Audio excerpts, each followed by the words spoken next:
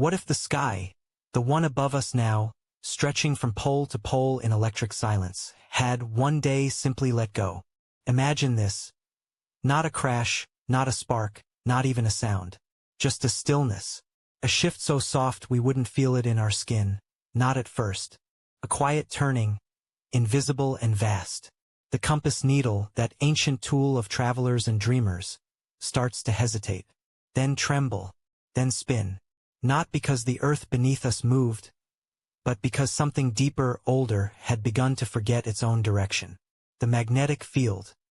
A phrase so dull on paper, but alive in the way it shields us, shapes us, folds around this planet like a breath exhaled from its molten heart, generated in the fiery depths of Earth's outer core, where liquid iron churns and spirals, where heat meets motion in a symphony we cannot hear. It surrounds us like a ghost of protection, deflecting solar winds, painting auroras, steering birds, and anchoring our orientation without ever asking to be known. And yet, what if one day it failed? Not in a dramatic rupture, not like the shattering of glass, but like a candle going out in a gust too subtle to trace. One moment it is there. The next, the skies above us shimmer in ways they shouldn't. Satellites flicker. Migratory animals begin to drift. Radiation seeps where it was never meant to go. And still, on the surface, things might look the same. The grass still green. The ocean still blue. But the silence would be everywhere. A silence not of sound, but of shielding. Because the magnetic field is not just a force. Could dreams shift? Could time itself, felt through orientation and direction, begin to unspool? It wouldn't be the first time. The Earth has lost its magnetic clarity before, reversed its poles, flickered, paused, reoriented. We know this not through words, but through stone. Lava that cooled with magnetic signatures frozen inside. Clay layers that reveal ancient wanderings of north and south. Isotopes trapped in the rings of old trees and the ice of forgotten winters. Traces left not by intention, but by consequence. Earth keeps records even when we do not. And so we wonder, what if the field had not returned? What if, at some ancient point in time, it had disappeared not for 1,000 years, but forever? Would Earth have changed so slowly that we never saw the danger? Or would it have been like watching a tide recede, not knowing a storm was pulling it away? Maybe it's still happening. Maybe the poles are already drifting faster than they should. Maybe the field is thinning, stretching, sagging beneath forces we can barely name. And maybe it's just part of a breath, a long planetary inhale before an exhale we won't recognize until we're already inside it. But what happens to us, the ones made of thought and bone, if the very orientation of the world begins to dissolve? Would we build artificial fields to replace the old one? Wrap our cities in magnetic cages? Invent new compasses tuned to satellites instead of Earth itself? Would we remember the time when north meant something? Or would we forget slowly like children who grow up without lullabies? And if the sky went quiet, not in sound, but in energy, would we feel it in our sleep? Not because we know what's changed, but because we sense the absence of a song we didn't know was playing. Maybe we wouldn't call it fear. Maybe we'd call it restlessness. A turning in the dark. A disorientation of the spirit. Not because the land had shifted, but because the silence had grown too large to ignore. The sun would still rise. The ocean would still turn. But above us, something would have dimmed. And beneath our feet, the core would continue to spin. Not out of malice, not out of control, but out of something deeper. Something that follows no calendar. That answers no alarm. It would just be drifting. Slowly, slowly. And yet, if this much can change in silence, what else might the earth be whispering through its stillness? It isn't something we see. It doesn't hum or shine. But it's there, always there, draped across the planet like a quiet thought, moving with us, through us, around us. The magnetic field, Earth's invisible armor, has never needed praise to do its work. For 4 billion years, it has whispered its purpose into the atmosphere. A shield not of stone or steel, but of movement, soft, endless movement beneath our feet. Down in the molten dark, where the outer core swirls like a restless tide of liquid iron. The dynamo breathes. Heat rises. Spin accelerates. Electrons move in spirals so ancient we cannot trace their first moment. And in that motion, a field is born, vast, fluid, alive. Not fixed like a wall, but pliable, stretching from the Earth's depths to the edge of space. A membrane against the stars. A veil between the sun and us. It holds back things we rarely think about. Solar wind, sharp and charged. Cosmic rays with nowhere else to go. Without this magnetic hush above us, the surface of Earth would be very different. The atmosphere would thin. The oceans might fade. DNA might crack in ways we could not heal. Not because of fire, but because of exposure. Because the silence would be too much. And so the field cradles us, in the auroras we can see, and the ones we can't. In the way a bird knows where north is without asking. In the mineral grains of ancient lava, forever turned in the direction of a pole that may no longer exist. Memory not of culture but of polarity. Encoded in stone. In iron. In layers of clay that hold the memory of direction like skin holds heat. We might forget it's there. We often do. The sky feels still, the ground feels solid. But above us, and beneath us, lines of magnetic force curl and unfurl like fingers, looping from one hemisphere to the other, sometimes shifting, sometimes pausing, sometimes even reversing, not because something is wrong, but because Earth, like everything alive, breathes in cycles. The field isn't perfect. It has weak spots, thin places where charged particles dip lower, closer. The South Atlantic anomaly, they call it, over Brazil and parts of the ocean beyond. A dent in the armor. A place where satellites flicker and data shivers. Some say it's growing. Others say it has always pulsed this way, like a bruise on a larger body. And maybe that's what the field is, a kind of skin. Invisible, yes, but sensory. Reactive. When solar flares erupt, it sings with light. When ancient eruptions pour lava into the sea, it leaves fingerprints in the cooling basalt.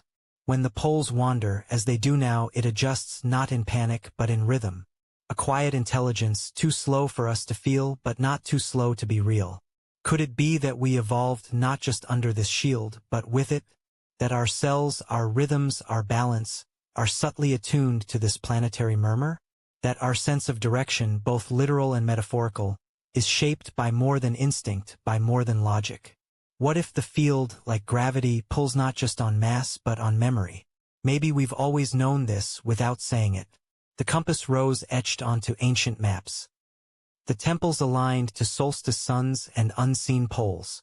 The way certain stones seem to hold more than mass, as if magnetism is not just a force, but a feeling. We build machines now to track the field's changes. Satellites map it. Supercomputers model it. We know more than ever. And yet, it still slips through our fingers. It does not behave like a machine. It behaves like weather, like mood, like something half alive.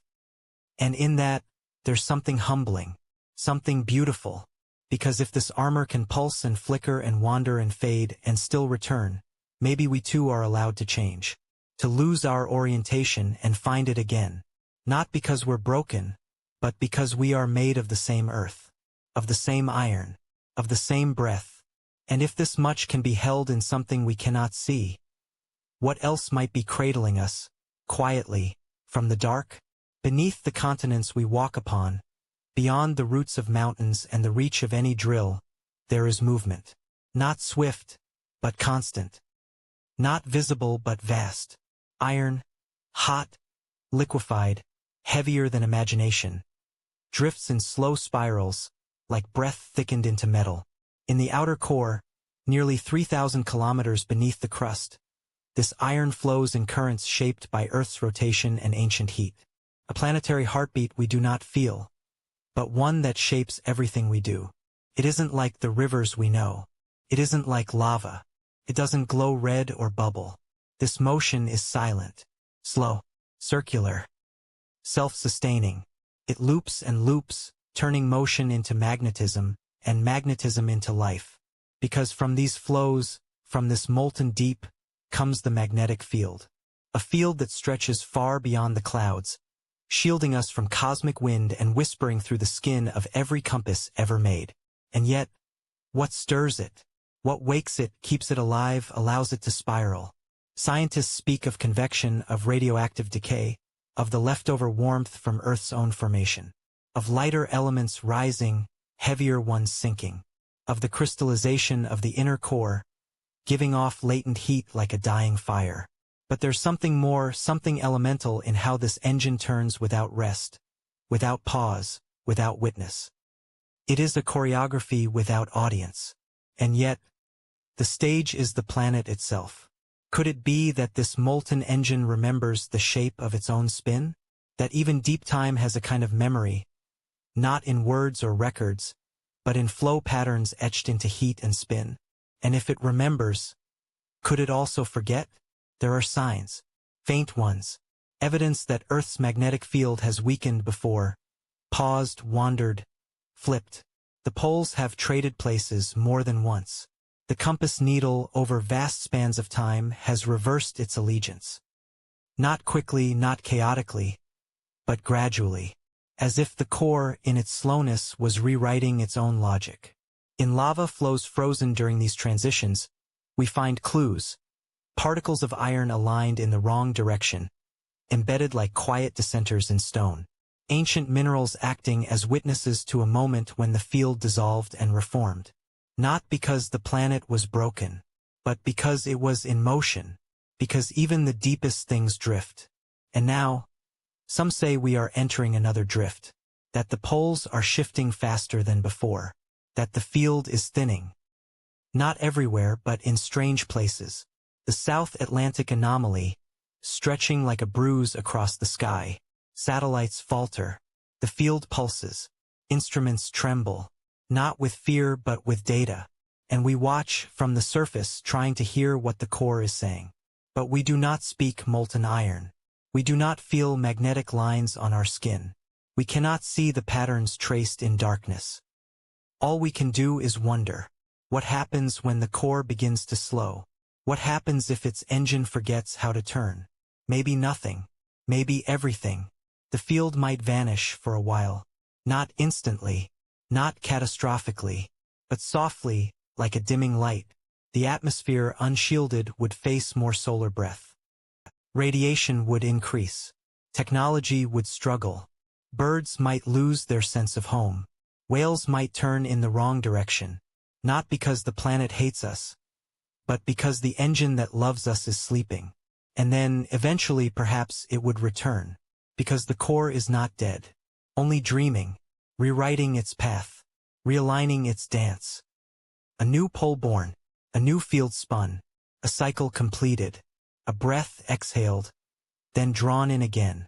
What if this is part of Earth's memory? Not in stone but in flow, not in sediment but in spin. That the planet has always lived in pulses, cooling, churning, resetting, and we, soft and temporary on the crust above, are just now learning to listen. Perhaps entropy does not only erode. Perhaps it also rearranges. Not the end of order, but the reordering of what once was. And in that slowness, in that molten deep, maybe we can glimpse the truth. That we are not the first to wonder. That others, long buried, might have watched the sky shift too, might have carved warnings into stone, might have looked to the north and found it missing. And yet, if the core can forget and remember, what else beneath us might be remembering too? The compass, we're taught, always points north. Promise, a rule, a kind of quiet certainty in a world that rarely holds still. But it's not true, not really. Not in the deep time of Earth. Because north, like so many things we think of as permanent, is a place that moves. It drifts. It meanders. It leaves behind the very spot it once claimed. Slowly, yes, but not always.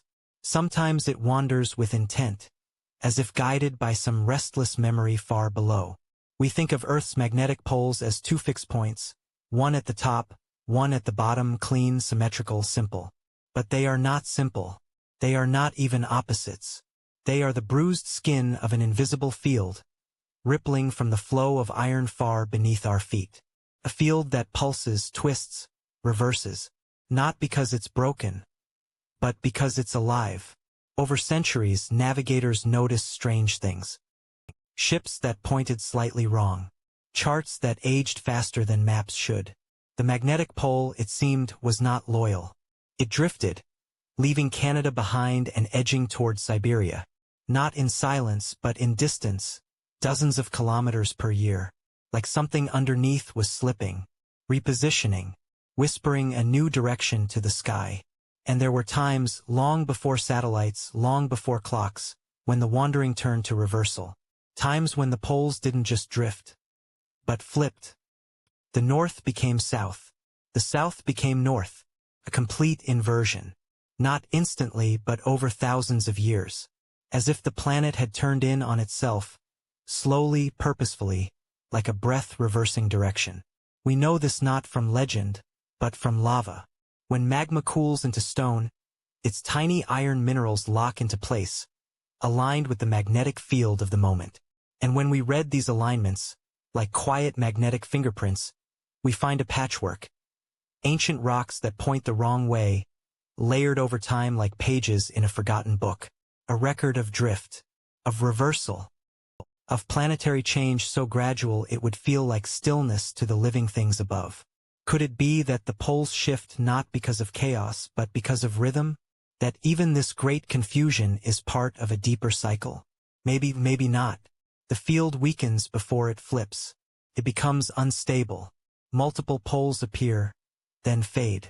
Some scientists believe we're in the early stages of such a shift now. That the magnetic field is weakening, fragmenting. Not catastrophically, but curiously. Satellites sense the changes. Instruments feel the wobble. And somewhere, far below, the molten flows might be carving a new direction. But what does it mean, really, when north isn't north anymore? In a world without compasses, animals have long followed the field. Birds migrating over oceans. Turtles returning to the beach of their birth. Whales tracing paths through invisible lines of force. Not because they understand, but because they remember. In some ancient part of their biology, they carry a map that is not made of ink or paper, but of magnetism. A sensory compass, tuned to the slow breath of Earth itself. And if the poles change, what happens to the map? Some adapt. Some lose their way. Some vanish without record, lost not to predators, but to a path that no longer leads home. Not because the world betrayed them, but because the world turned, and they were not told. We too might feel it if the shift came quickly. Our satellites would misread. Our power grids might blink. Our sky would shimmer differently, auroras shifting in shape and place. But most of us would not notice. Not right away. Not until our machines forgot what they were built to follow. Still, it's not danger that defines the pole's movement. It's something more intimate. A reminder that even the most trusted directions are temporary. That certainty is an illusion dressed in habit. And that beneath every quiet surface, something ancient is still moving. What if the Earth doesn't just turn, but also listens? What if these reversals are not random but remembered?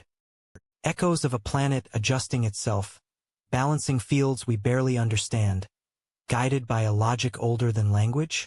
Not because the world is broken, but because it is breathing.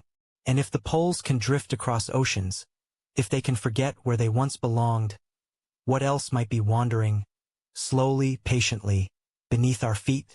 In the soft sediments of the South Atlantic, where the ocean floor hides its secrets in heat and silt, there is a place unlike anywhere else on Earth. A region where the magnetic field, that silent guardian we never see, grows thinner than it should be. Here, just above the curve of Earth's outer core, the field has long trembled. Not because it's ending, but because it once almost did. It was about 41,000 years ago, not long in geological time. A moment, really. A pause in the rhythm. And yet, in that sliver of prehistory, something began. The field weakened. The poles wandered. North began to forget itself, and south grew restless. Magnetic lines that once looped neatly from pole to pole grew tangled, fractured, pulled apart like threads in a fabric too old to hold. It wasn't a full flip, Not this time. But it came close, closer than we ever thought possible. Scientists call it the Loschamp event. Not because it changed everything, but because it almost did. A reversal that started. And then, as if the Earth reconsidered, quietly reversed itself again. Like a breath caught in the lungs. Like a memory that almost surfaced, and then slipped back into the dark. What causes a reversal to begin? And then stop? Could it be the flow of molten iron beneath the crust, caught in a moment of hesitation? Could it be a shift in convection, a dance of heat and pressure that stalled and stuttered, unsure of its next step? Maybe, maybe not. The truth may lie buried too deep for us to reach. But in lava flows frozen in Iceland and sediment cores drawn from the sea, we see the echoes, particles aligned one way, then another, then back again. Like a compass lost in thought. The field, during those years, weakened to just 5 to 10 of its strength today. Our planet, unshielded, bathed in cosmic radiation. The sky itself must have looked different.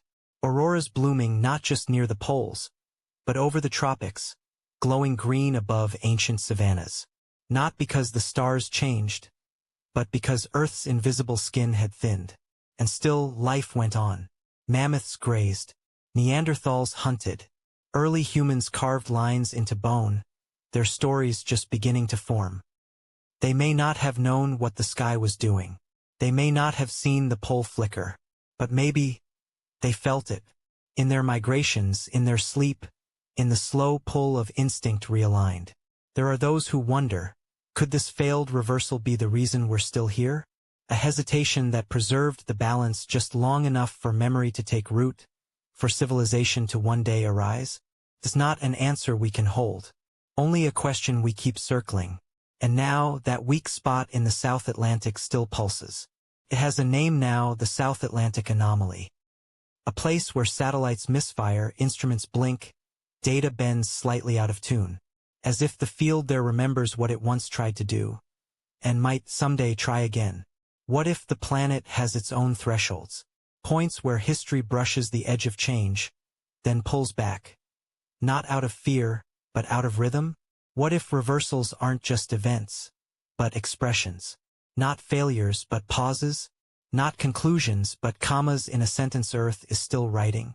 The Loschamp event lasted less than 1,000 years. Then, like a tide receding, the field strengthened. North returned to its throne. South settled. And the sky went quiet again. But the memory lingers. Not just in rock. Not just in isotope drift. But in the field itself. Perhaps in every magnetic loop that now stretches across the planet. Aware of the time it almost unraveled. We live inside this awareness without feeling it. The reversal that nearly was. Hiding beneath our maps. Stitched into the crust. Humming through birdsong and solar wind. Waiting. Not as a threat, but as a reminder. That even the most invisible things can change. That even the most silent structures carry the scars of indecision. And that our planet, this blue whisper in space, is not just spinning. It is choosing, re-choosing, almost remembering. And if the Earth once hesitated, if it once turned back at the brink of transformation, then what else might it be capable of, in the long quiet ahead? Roughly 42,000 years ago, a breath ago if you're the Earth, something shifted. Deep below the crust, in that molten churning beneath the continents and oceans, the invisible engine of the magnetic field began to fade. Not vanish, not fail, but falter. A soft dimming, a flicker in the dark. And in that flicker, the planet was changed. This moment, this delicate interruption in the heartbeat of Earth's core, is now known as the Loschamp event. A near reversal of the poles, discovered first in ancient volcanic rock. Layers of lava, long cooled in the Massif Central of France, where iron minerals froze mid-spin, caught aligning to a magnetic north that no longer exists. Not because they were wrong, but because north had moved. And not just moved, swapped, or tried to. In those years, magnetic north slid across the globe with startling urgency, only to be replaced, briefly, by magnetic south. Like a mirror held to the sky, like the world trying to remember itself backward. But the change was not clean. It didn't settle. Instead, it stuttered. For nearly 1,000 years, the poles danced out of step, wandering across the surface of the globe, then returning, like something restless, uncertain, and half-forgotten, like a story trying to rewrite its own ending. During that time, the magnetic field didn't vanish, but it thinned, weakened to perhaps just 5 of its usual strength. And the Earth, once cocooned in electromagnetic safety, stood bare beneath the sky. Cosmic radiation, solar storms, high-energy particles, things normally turned away at the boundary of our atmosphere, began to touch us. What did it feel like to live in a world without that shield? Not just biologically, but emotionally. Imagine nights lit by auroras in strange places, curling overhead in the middle latitudes, flickering green above ancient trees. Imagine a sky that hummed, not with thunder, but with a silent static. Invisible fingers brushing the ozone. The air charged in ways the body couldn't name. Not because something was broken, but because something was trying to change. Life went on. But quietly, the world may have grown stranger. Ice sheets expanded. The climate shifted. Extinctions crept through the animal kingdom. Some scientists wonder whether the Lost Champ event helped catalyze these changes, not as a cause, but as a catalyst. A gentle nudge toward entropy. And us? Our ancestors were there. Early Homo sapiens. Neanderthals. They felt the cold deepen, the skies flicker, the migrations change. In caves across Europe, cave paintings bloom around this time, as if memory suddenly found a surface. As if the unseen world begged to be painted in ochre and soot, even without language. Maybe not because it was terrifying, but because it was sacred. Because something had stirred in the sky, and no one could look away. There's a tree in New Zealand, a kauri, broad and ancient. It fell into a bog over 40,000 years ago, and its rings still whisper, not just of age or weather, but of isotopes. Carbon-14 spiked in a way that suggests the sky had thinned. More radiation had touched the Earth. Not enough to scorch it, but enough to alter its chemical memory. The tree remembers what the rocks confirm. And what if that memory lives elsewhere too? In our cells? In our sleep? In the way myth forms around light and dark, sun and wind, shadow and heat? Could it be that some of our oldest instincts, the ones that flinch at sudden change, the ones that trust the north, were shaped in those years when Earth briefly forgot itself? Maybe, maybe not. But one thing remains. The Lost Champ event was not an extinction. It was not a cataclysm. It was a whisper, a soft and planetary sigh. A time when the field faded, then slowly, patiently, returned. And yet, it left fingerprints. On isotopes. On fossils. On bones buried beneath red ochre. It was a reminder, not just of how fragile the field is, but how responsive. It doesn't just protect life. It echoes it. Because the field is not a wall. It's a song. A shimmering, shifting melody between core and cosmos. It hums through the rocks, through migrating birds, through magnetotactic bacteria and spacecraft alike. And in the Lost Champ event, the volume dropped just for a moment. And if the Earth can hold its breath like that, if it can dim and return, like a fire caught in wind, then how many other moments like this might have come and gone, unseen? And how many more wait quietly beneath our feet? Still spinning, still softening, still remembering. And yet, if this much can be remembered in stone and tree rings, what else might we have forgotten? Maybe the sky once glowed where it wasn't meant to, not because something broke, but because something loosened, a veil thinned, a quiet current released. During the long soft weakening of the Earth's magnetic field, the kind that came with the Lost Champ event, the planet's invisible shield lost its grip. Not fully, but enough. Enough for strange things to slip through. We imagine auroras at the poles, we always have, as if the light belonged there, as if it had boundaries. But what happens when the field weakens? When the shield meant to contain it stretches, blurs, wavers like breath on glass? The auroras do not stay in place. They migrate, they wander, they spill. There may have been a time, not so long ago in geological terms, when green and violet rivers swept the skies above what we now call the equator. Curtains of light rising not from icy winds, but from heat and jungle. It is possible, maybe not, that our ancestors watched those lights without knowing what they were. Not as beauty, but as omen. Not as spectacle, but as something closer to language. A story in the sky. A sky they could no longer trust. Could it be that this light, unexpected, soft, otherworldly, marked a kind of planetary fever? A moment when Earth was not sick, but exposed. Not lost, but uncovered. The field that normally pushed solar wind toward the poles had gone quiet, and so the sun reached farther, whispered deeper, painted where it was once forbidden. Imagine standing on land that is now Brazil or Congo or the islands of Indonesia, and looking up at a night filled with trembling jade. Light moving like seaweed beneath the stars. Unnamed, undivided. Beautiful but strange. The kind of strange that reshapes sleep. The kind of strange that leaves traces in story. And perhaps it did. Perhaps myths of sky serpents, dragons of flame, or heavenly rivers flowed from real lights long gone. Maybe not because people misunderstood the science, but because they understood the awe. They felt the sky change. And they responded in the only way memory allows, with meaning. Auroras, after all, are not just light. They are consequence. They are the soft residue of particles dancing along lines of magnetic force, energy meeting atmosphere, a kiss between sun and earth. Normally, this dance is channeled, contained. But when the field bends, the dance spreads. There is evidence, too. From ice cores, from tree rings, from sudden spikes in carbon-14 and beryllium-10. Traces of radiation touching Earth more deeply than it should. Not enough to burn, but enough to stain.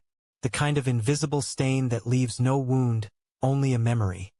Etched into the very chemistry of time. And while we don't have paintings of those skies, not in the way we wish, we do have silence. A silence that arrived in the centuries after. When the field recovered. When the lights retreated to their polar homes. When the world exhaled. But silence, too, is a kind of testimony. The quiet that follows awe. The hush that lingers after the extraordinary. If auroras once bloomed across the equator, then what else once drifted beyond its expected place? What other lights, what other boundaries softened and slid in those magnetic wanderings? Could the Earth itself, its seasons, its moods, its rhythms have shifted in kind? And if the sky changed, how did we change with it? Not all things are recorded. Not all wonders are written down. Some are buried in sleep. Some are carried in bone. Some live on in stories too strange to be called history, but too persistent to be called myth. Stories of glowing spirits, sky fires, ancestors who read the heavens not with tools, but with breath.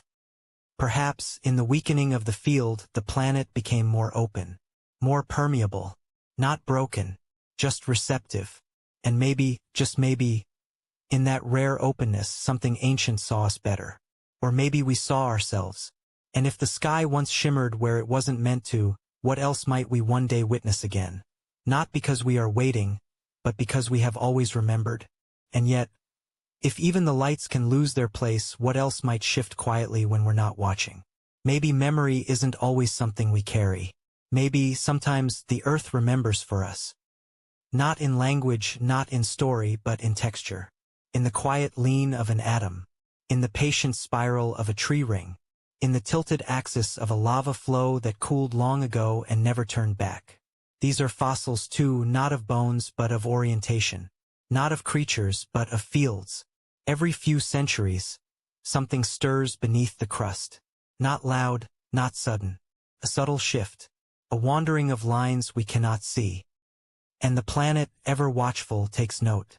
In ancient sediments, the grains align ever so slightly, drawn by the invisible tug of the magnetic field at the moment they settled. In volcanic rock, iron minerals crystallize in place, fixed in the direction that north pointed then, even if it no longer points there now. And trees too feel it, in ways we're only beginning to guess. There is evidence, faint and unfinished, that the changing field alters the way trees absorb isotopes from the air. A magnetic whisper, breathed in, layered ring by ring, not because the tree understands, but because it belongs, because it cannot help but respond. Imagine a field, not just of grass but of time. You walk across it unaware, but beneath your feet, the soil holds a layered archive of wind, of ash, of magnetic memory. We do not always know what we're reading when we dig into the past. But the language is there, coiled in chemistry, braided into structure. Patterns in carbon, hints in beryllium, ratios shifting gently like a pulse. And when we compare them, this lava flow with that sediment layer, this tree in the north with that coral in the southern sea, we begin to hear the echoes. Not because we're listening perfectly, but because the earth is speaking clearly, and has been for millions of years. These aren't just stones and rings and dust. They're recordings. They are the earth's memory of its own invisible armor, and how it changed. There is something haunting in that, the idea that the world might remember better than we do.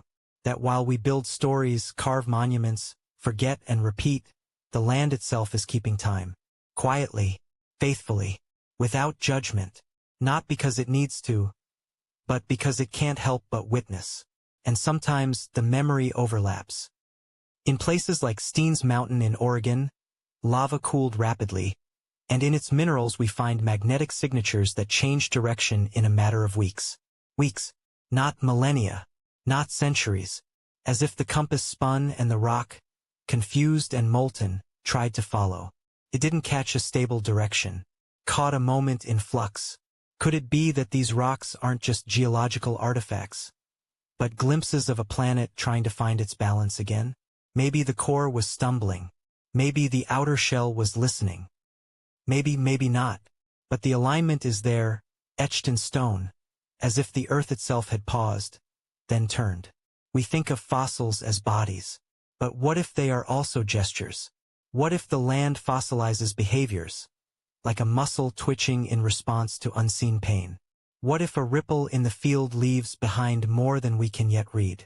The question, then, is not whether the earth remembers, but how much of that memory we are capable of understanding. And whether we, too, are being recorded not by our words but by our place. By the way iron in our cities aligns. By the sediments we unknowingly scatter. By the tiny isotopic signatures drifting through the air, waiting to settle. And if every tree ring is a whisper of direction, every cooled stone a still frame of the field, then what else might be storing the rhythm of change unnoticed? What else have we yet to read simply because we haven't thought to look? And yet, if even atoms lean toward a memory, what else might we be missing in the silence between their pull? There is something quietly unsettling about the idea that north is no longer where it used to be. That the compass, once a symbol of certainty, of orientation and control, is now quietly betraying its own devotion. That the very thing we have trusted to guide us may be following something else entirely. Not because it should, but because it is. Because the earth has never promised us stillness. Only motion. Only change. The magnetic North Pole, once a slow wanderer inching its way across the Canadian Arctic, is now moving faster than we've seen in centuries. From less than 10 kilometers a year to over 50. Not racing exactly, but no longer drifting aimlessly. It seems to be heading toward Siberia, drawn across the top of the world like a needle chasing something we cannot name. Something hidden deep beneath the crust, or deeper still, in the churning metal of the outer core, where fields are born in silence. Could it be that something is calling it? That far below our feet, the flow of molten iron is shifting, whispering a new direction into the field above. Or is this just how things are now, no reason, no pattern, only the truth that nothing holds forever? Maybe it is not drifting toward, but away. Away from something forgotten, something collapsed, something no longer there. We like to believe in anchors, that some part of the world remains fixed, even as everything else moves. But the poles are not pinned. They dance. They pause, they loop, they hesitate. The north we navigate by is not the same north the mammoths knew. Not the north our earliest maps believed in. Their lines were true for their time. Ours are true for now, but not forever. And as it moves, the field itself ripples. The lines of magnetic force stretch and curl, redrawing invisible shapes around the planet. Airplanes must update their software. Maps are rewritten. The runways at airports, numbered according to magnetic headings, sometimes change. What once pointed to 12 now points to 11. Not because the ground moved, but because the sky did. Even birds, it seems, must listen differently. The homing pigeon's route shifts. The whale's path bends. The fox hunting beneath the snow, using the field to aim its leap, recalibrates without knowing why. We are all, in some way, magnetized, not only by metal but by motion, by change itself. And yet we rarely notice, because the drift is slow enough to be missed, but fast enough to matter. The pole isn't rushing. It is remembering, following a current older than language, perhaps even older than life. And we are the ones standing still, expecting it to do the same. There are clues, of course. Satellite readings, magnetometer records, paleomagnetic rocks, still holding ancient fields in their grain. We chart the movement, plot the path, project its future. But something about it resists. The pole does not move like a machine or a storm. It moves like a thought, hesitant, wandering, alive. Could it be that the pole knows something we don't? That the Earth, in its quiet momentum, is adjusting to some balance we cannot yet sense? Maybe the drift is not an error, but a rhythm, correction, a response to the warming air, the changing seas, the deep interior strain of a planet in flux. Or maybe it's just what fields do. They shift, they spiral, they decay and renew, not because they need to tell us something, but because this is what it means to be magnetic, to be shaped by flow, not form. Still, we watch, we measure, we wonder, and beneath our tools, behind our models, there is something ancient and unnamed at play. The Earth's breath, its heartbeat, its unseen drift, and we are caught in it, not as masters but as participants. Quiet witnesses to a change so slow we almost forget to look. And yet, if even the compass must adapt, what else might need to be reoriented? High above the curve of Earth, where the edge of atmosphere meets the beginning of space, there is a place where the invisible shield thins. Not torn, not broken, but stretched, softened. And here, in this strange, silent window above South America, something slips through. Satellites that pass overhead flicker, pause, fall momentarily blind. Instruments stutter, memory corrupts. Not because the machines fail, but because something older is shifting beneath them. They call it the South Atlantic Anomaly, a name that sounds clinical, like a glitch in a report. But it is not small. It is not new. And it is not entirely understood. A broad region, thousands of kilometers wide, where Earth's magnetic field dips lower, grows weaker. It hovers like a shadow that no one can touch. A bruise on a planet's skin. Faint, but deep. Maybe it has always been there. Maybe it has come and gone in cycles we've forgotten how to measure.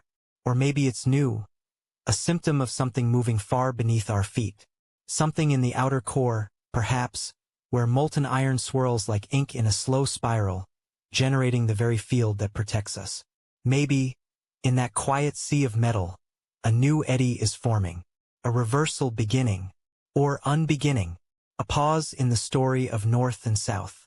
What if this is the field remembering how to change? Not in a single dramatic flip, but in tremors, in softened edges, in gaps. What if the poles, instead of switching places all at once, begin by letting go little by little? We don't know. And in science, that not knowing is its own kind of truth. The anomaly is growing, measured again and again. The strength slipping, its shape shifting.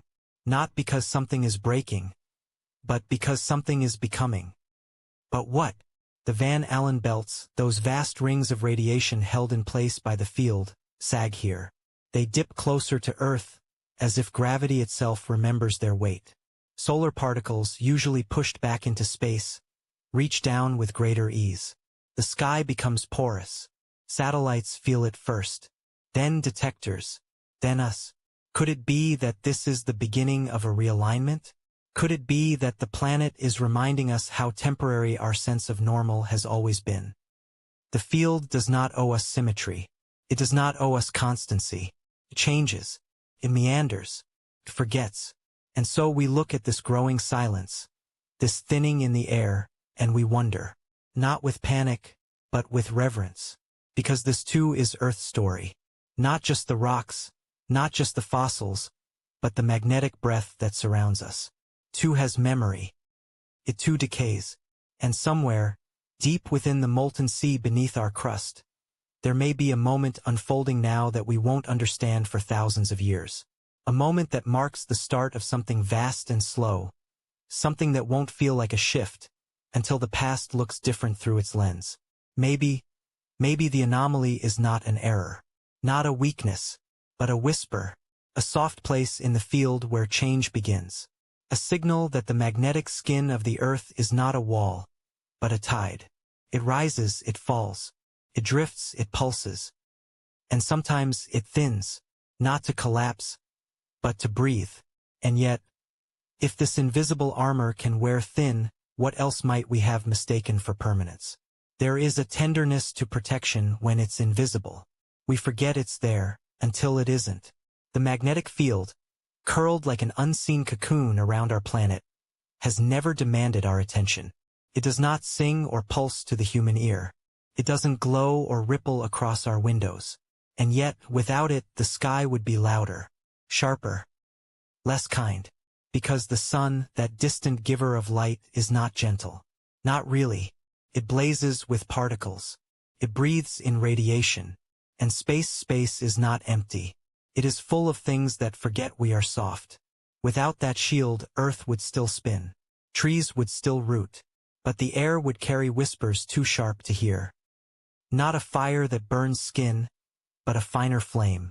One that moves through cells, through the lattice of molecules, through the stories that DNA tries so carefully to preserve.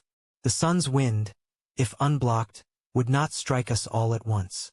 It would nibble, slowly, steadily, the way sand wears stone, the way memory wears time. Not because we are weak, but because we are built to exist in shadow, in shelter, in a lullaby of forces we do not sense. Ultraviolet, gamma, proton, neutron, words we give to things that touch us without touch. Not ghosts, not spirits, but just as unseen. And maybe, just as consequential. It would begin, perhaps, with the subtle. Skin cells forgetting how to divide cleanly. Eyes catching a little too much light. The atmosphere itself thinning in spots. DNA, the code that dreams our bones and blood, mutating not in leaps but in tremors. A shift here, a flicker there. Generations echoing back changes they didn't know they'd been given. Is it possible that memory lives not only in minds but in cells? And if so, what happens when space rewrites us, not with fire, but with a cosmic pen made of particles? Without the magnetic field, it is not death that comes quickly. It is distortion. A gentle, unending reshaping. Not enough to notice first, but maybe enough to matter. Maybe enough that in 10,000 years, we would not recognize ourselves, not in the mirror, but in the marrow. Not in what we build, but in what we become. And still, we walk beneath the sky as if it cannot reach us. Because it hasn't yet. Because our ancestors did. Because we forget what protects us when that protection is quiet. Could it be that life on this planet evolved not just beneath the warmth of the sun, but within the quiet of a field? Could it be that the shape of our brains, the rhythm of our breath, the timing of our cells, all of it, has been co-authored by something we cannot see? When space touches skin, it doesn't leave bruises. It leaves echoes. In the strands of life. In the shape of evolution. In the way we remember what we don't remember. Maybe it's already happened. Maybe past epochs of field loss shaped the beings we call extinct. Not because they couldn't adapt, but because they did. Into forms that didn't work. Into futures that folded. And maybe, in us, those same forces still drift. Maybe the particles still sneak through. In places like the South Atlantic. In times like reversal. In storms that arrive with no sound. Not all wounds are violent. Some are gentle. Some come in light. And yet, if space itself can rewrite our memory, what else might we be carrying that was never ours to begin with? Some fossils are not bones. They are not pressed in shale or coiled in limestone. They do not sit in quiet museum drawers. Some fossils float. They orbit. They shimmer. They hum invisibly in the skies above us, held not in stone but in signal, in frequency, in layers of electromagnetic drift that, once touched, are never quite untouched again. The ionosphere, that charged breath of our planet's upper atmosphere, was once a pristine threshold between earth and sky, but now it holds echoes of us, because we've written there too, not in ink but in interference, not because we meant to, but because we couldn't help it. Radio waves, satellite beacons, low Earth orbit debris, not artifacts in the traditional sense but still artifacts, fossils of culture, of connection, of noise. And if the magnetic field ever fades even briefly, the imprints grow sharper. Less shielded, more exposed, maybe more permanent. Could it be that in some distant future, long after the signals stop, what remains of us is not our monuments but our interference? Not our buildings but the way we bent the air? What if a reversal of the field, or its complete vanishing, doesn't just leave Earth vulnerable, but also makes the sky porous enough to preserve our static? Imagine a geologist millions of years from now. Not one of flesh and bone, perhaps, but of circuitry and synthetic mind. Peeling back the layers of atmosphere like pages in a book. Reading fluctuations. Not in soil, but in spectrum. The ghost of Wi-Fi. The fossil of broadband. The faint, rhythmic tick of GPS pulses still echoing in a magnetically imprinted sky. We don't think of our technologies as biological. But maybe they are. Not because they live, but because they die. And what dies decays. And what decays leaves trace. The detritus of satellites, not just their carcasses in orbit, but their signatures, etched in plasma, in electrical memory, in the ways we never intended to be remembered. The ionosphere, once shaped only by solar wind and geomagnetic tides, now responds to us. Our signals have mass in a way. Not the weight of stone but the pressure of pattern. Could it be that Earth's upper sky is already layered with a kind of digital sediment? Layer upon layer of forgotten signals, overlapping, refracting, drifting? And what if, in the absence of a field, those layers calcify, harden? What if signal becomes stone, in the way time turns dust to fossil? Not because it's likely, but because entropy always finds form. And perhaps this is the form we'll leave. Not pyramids or archives, but a shimmering halo of faint transmission, still whispering the weather, or a traffic update, or an emergency broadcast no one hears. It's not absurd. Not really. After all, fossils form in silence, over eons, in conditions we don't control. And the ionosphere is nothing if not patient. Maybe it listens. Maybe it keeps. Maybe the Earth has always recorded more than we think, not just in mud and rock, but in magnetism and air. A library not of words, but of waves. And as the field flickers and wanes, as anomalies stretch and poles shift, and the armor grows thin, maybe those fossil signals become louder. Maybe they get trapped in ways we don't yet understand. Maybe what we called progress becomes paleontological poetry, hovering just above the clouds. We once feared being forgotten. Now we might fear being remembered incorrectly. Not because we left too little, but because we left too much.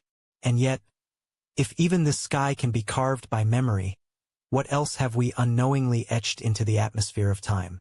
Somewhere far below our feet, where light has never reached and pressure becomes a kind of silence, Earth holds its heart. A core, still molten, still moving. A pulse we do not hear but rely on all the same. It has been turning for billions of years.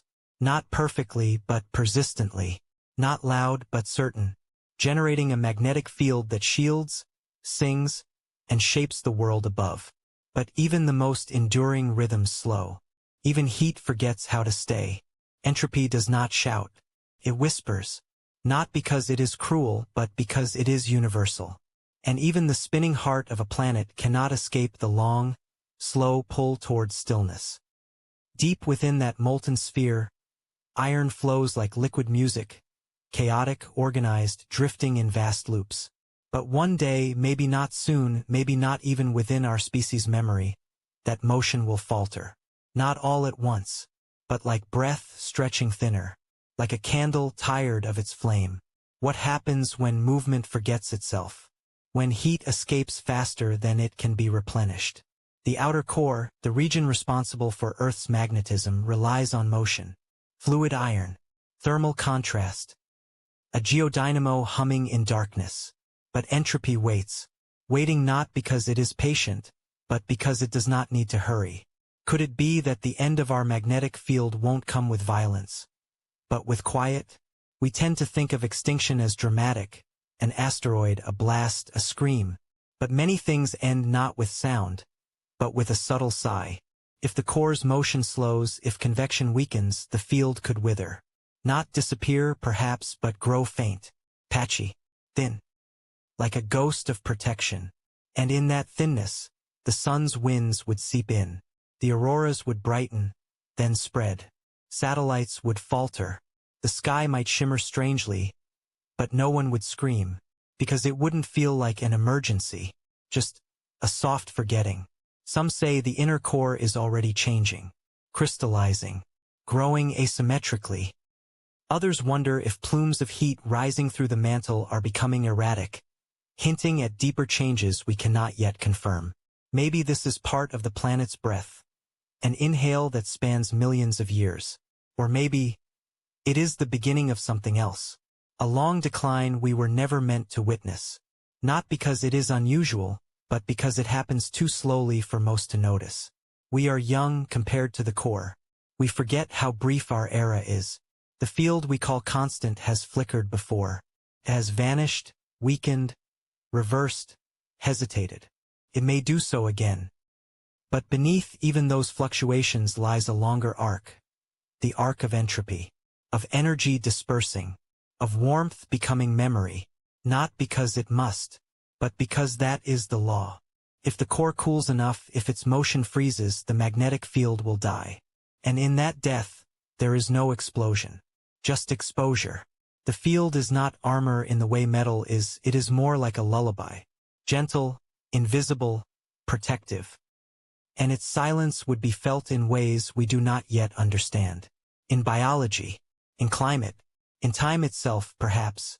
Maybe that's how planetary epochs end. Not with a crash, but with a change in temperature so deep it never touches skin, only consequence. Maybe some worlds don't end because they are destroyed, but because they slow, because their hearts grow tired, and because the memory of motion fades. And if Earth's core forgets to move, will we feel it? Not immediately, but slowly, quietly, like a story no longer told, a compass no longer reliable, a sky that no longer protects. Could it be that we are already living in the warm afterglow of something ancient? A field that once burned brighter? A planet more alive than we ever knew? Entropy does not mean chaos. It means drift. It means a direction from which there is no return. And perhaps that direction is downward, inward, toward stillness. But stillness is not always an end. Sometimes it is transformation. And yet, if Earth itself can forget how to spin, what else or who else might one day forget the warmth that held them? Somewhere far from sound, in the stillness of ancient ice, there are memories not written in words or carved in stone, but carried quietly in atoms. Fragile, light, almost imperceptible. A kind of storytelling that takes no ink, no voice, no hand. Just time, just decay, just patience. In the deep layers of Greenland's frozen breath, and Antarctica's layered hush, beryllium-10 sleeps. Not because it is tired, but because it was always meant to wake slowly. This rare isotope, born from cosmic rays striking the upper atmosphere, should not be abundant. Not unless something had changed. Not unless Earth's magnetic guard had faltered, even for a moment. And so when we find it, thickened in old ice, layered like the rings of a tree or the folds of a dream, we are not just finding matter. We are finding a whisper, a record, a warning. Isotopes do not exaggerate. They do not forget. They decay, gently with rhythm. And in that rhythm is a message. Something passed through us once. Something bright. Something from the stars. Not because it was chasing us, but because the door had been left ajar. A moment in deep history when the field weakened, the shield thinned, and the earth, for all its strength, breathed in starlight unfiltered. Could it be that these tiny signatures, these strange numerical ghosts, are the clearest voices we've ever heard from that time? Not because they were meant to speak, but because everything else has already gone silent. No fossils of these storms remain. No bones of radiation. No myths carved into canyon walls. Just atoms. Just ice. Just a handful of elements waiting to be noticed. Sometimes the story isn't in what was seen, but in what passed through unseen. A solar flare, vast and wild, scattering high-energy particles across space. Normally, our field curves and catches them, guides them along invisible lines. But not always. There have been moments, short, sharp, undocumented, when the sky glowed too wide, when magnetic lines shivered, when Earth's invisible armor wore thin. And the only ones who remembered were isotopes. They linger not in the air but in snow, pressed deep into frozen beds where they drift like ash at the bottom of an ancient sea. We drill for them now, extract cylinders of frozen time, reading each layer like a page of something holy. In those pages we find not certainty, but questions written in half-lives. Why then? Why only once? What opened the sky? What closed it again? Maybe it was the Lost Champ event. Maybe it was another unnamed flicker. Maybe it was a solar storm that brushed us close, barely missing catastrophe. Maybe we don't know. Maybe we never will. But the ice knows, and the isotopes still hum, still count, still fade. Their decay more reliable than memory. There is a poetry in that, a kind of melancholy discipline, a kind of science that doesn't shout its findings but waits to be asked. Not because it wants to be mysterious, but because it doesn't know how to lie. Isotopes do not care who we are. They do not bend to narrative. They simply exist. But in their quiet arithmetic, they offer something rare, evidence of what Earth endured when we weren't watching. Of how the planet breathed without us, protected itself, or didn't, and whether it was for a year or a century or a mere moment, the scars remain. And what does that mean for us? That the very sky can flicker? That the sun, constant as it seems, has moods? That the earth, for all its endurance, sometimes stumbles in its defense? It means we listen. Not to prophecy, not to fear, but to the data written in dust, in decay, in time itself. We listen for patterns, for pulses, for the return of something we didn't realize had ever been. And if beryllium-10 remembers what we've forgotten, what else is out there? What else in Earth's long body is telling stories we've never thought to ask? And yet, if even the atoms are speaking, what other languages of memory might the Earth be whispering still? Not all memories are soft. Some are heavy, sunken into rock, buried beneath the continents themselves. And they do not fade with time, not like ink, not like thought. These memories are magnetic, not in the poetic sense, but in the precise, physical way that minerals hold orientation, like tiny compass needles frozen mid-turn. Beneath the weathered skin of the planet, in layers older than any human myth, the Earth has kept its record. Etched into cooled lava, captured in iron crystals, written in alignment and pull, not because it wanted to remember, but because it couldn't forget. When volcanic rock cools, it locks in the direction of the magnetic field at that exact moment. This imprint doesn't speak loudly.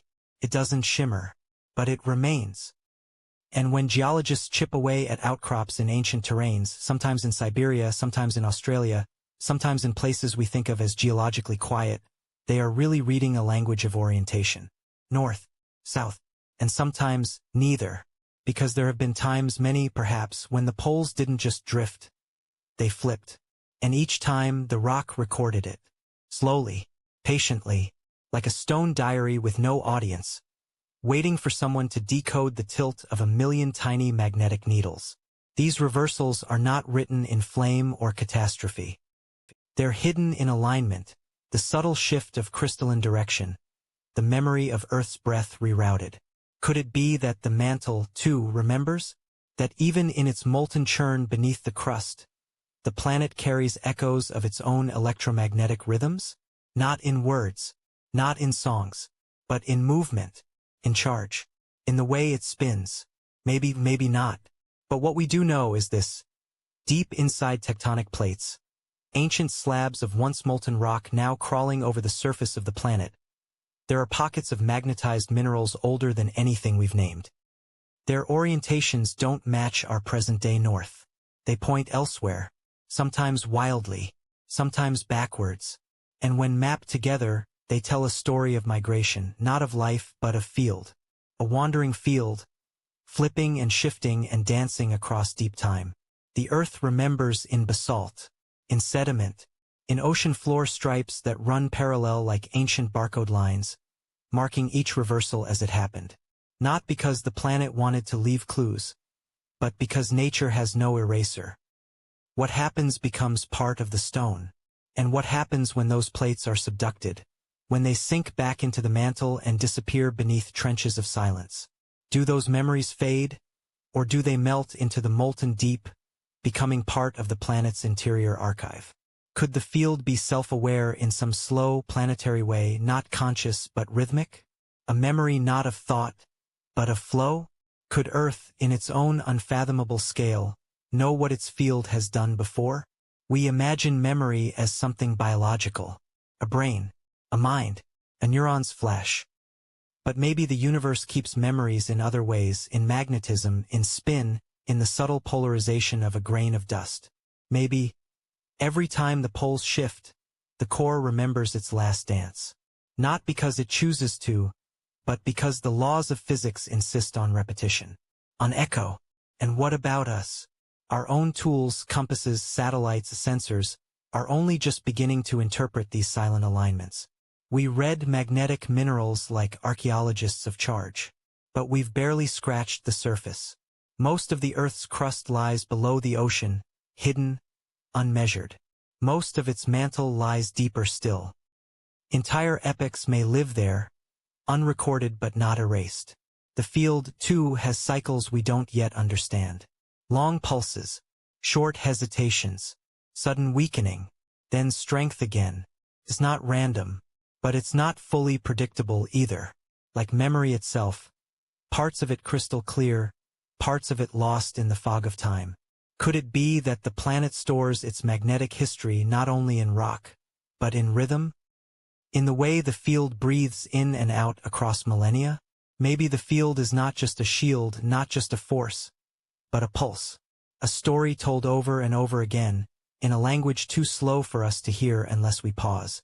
And if we pause long enough, gently enough, we begin to feel it. That the rocks beneath us are not still. They hum, they tilt, they point, they remember.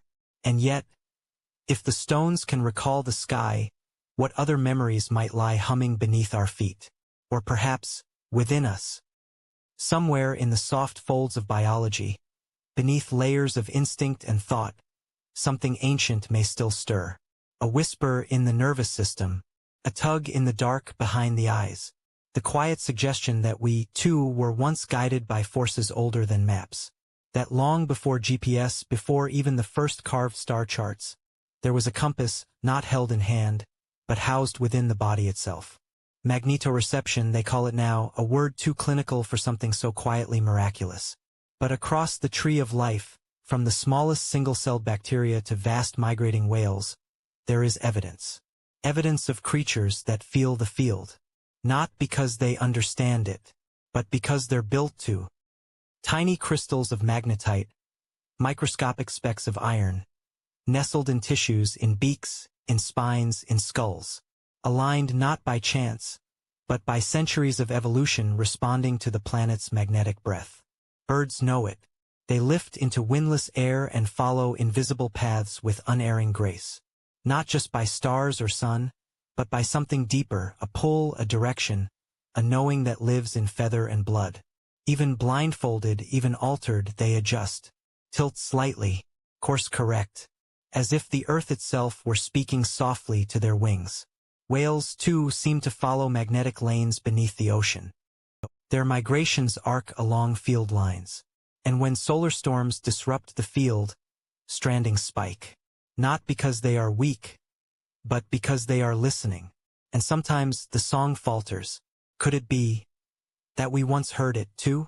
There are hints, strange hints.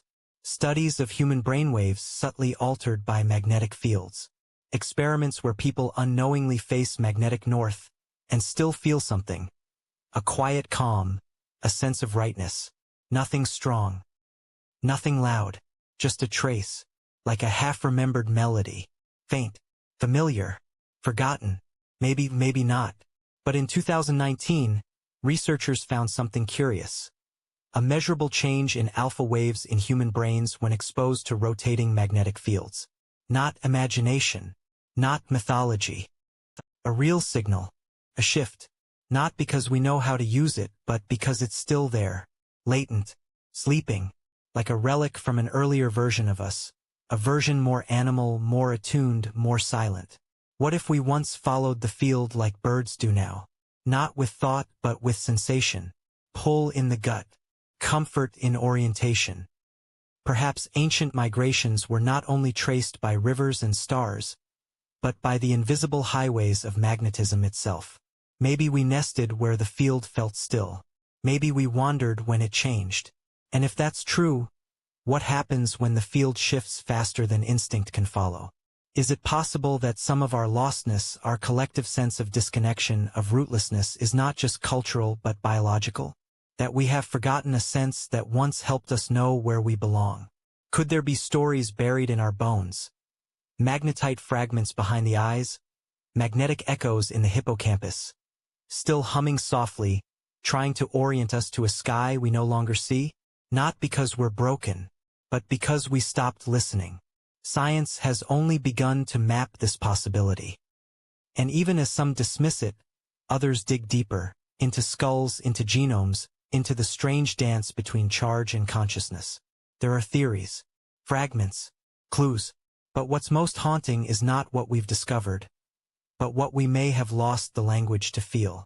And yet, if this compass once lived in us, what else might we have carried and quietly misplaced? In the long drift between nature and memory, we look up now and see satellites, stars, a steady moon.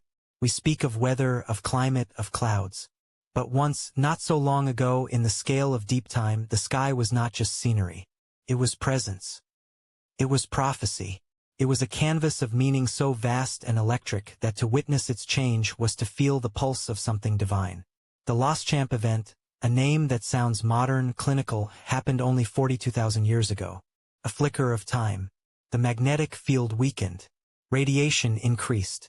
Auroras likely spilled down from the poles like glowing rivers, lacing across equators and deserts alike. Night skies ignited. Daylight subtly shifted. And winds, that quiet, ancient breath of earth, began to curl differently around the bones of continents. What did our ancestors see? No books remain. No tablets. No written memory. But perhaps there are echoes, etched in ochre and charcoal on the stone walls of caves. Painted figures with wide, radiant halos. Patterns that resemble plasma plumes, branching lightning, luminous spears falling from above. Were these just dreams? Or attempts to capture a sky that had begun to behave differently? In South Australia, in France, in the caves of Sulawesi, handprints, dots, spirals, radiant beams.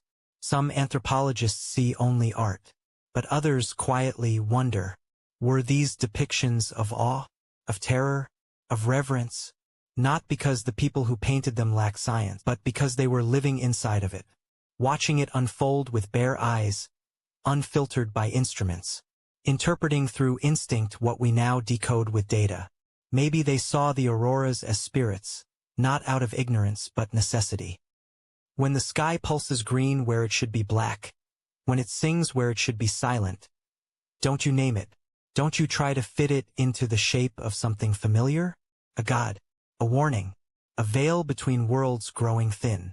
Could the sudden vulnerability in the field have influenced climate? Some researchers believe so. Shifting jet streams, cooler zones, strange winds. If weather changed even subtly, crops may have failed. Herds may have wandered. Shelters may have felt less secure.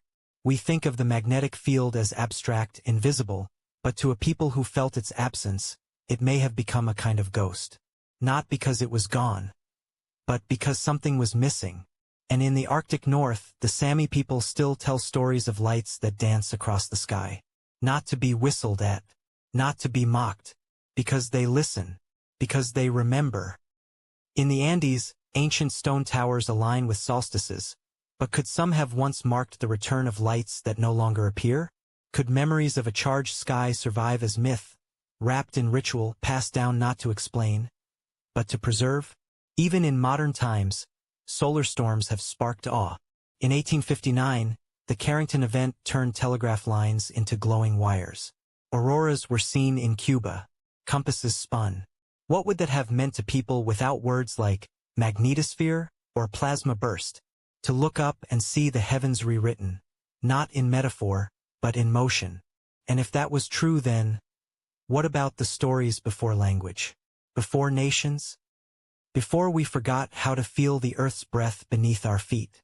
Maybe, just maybe, when the sky changed, it changed us.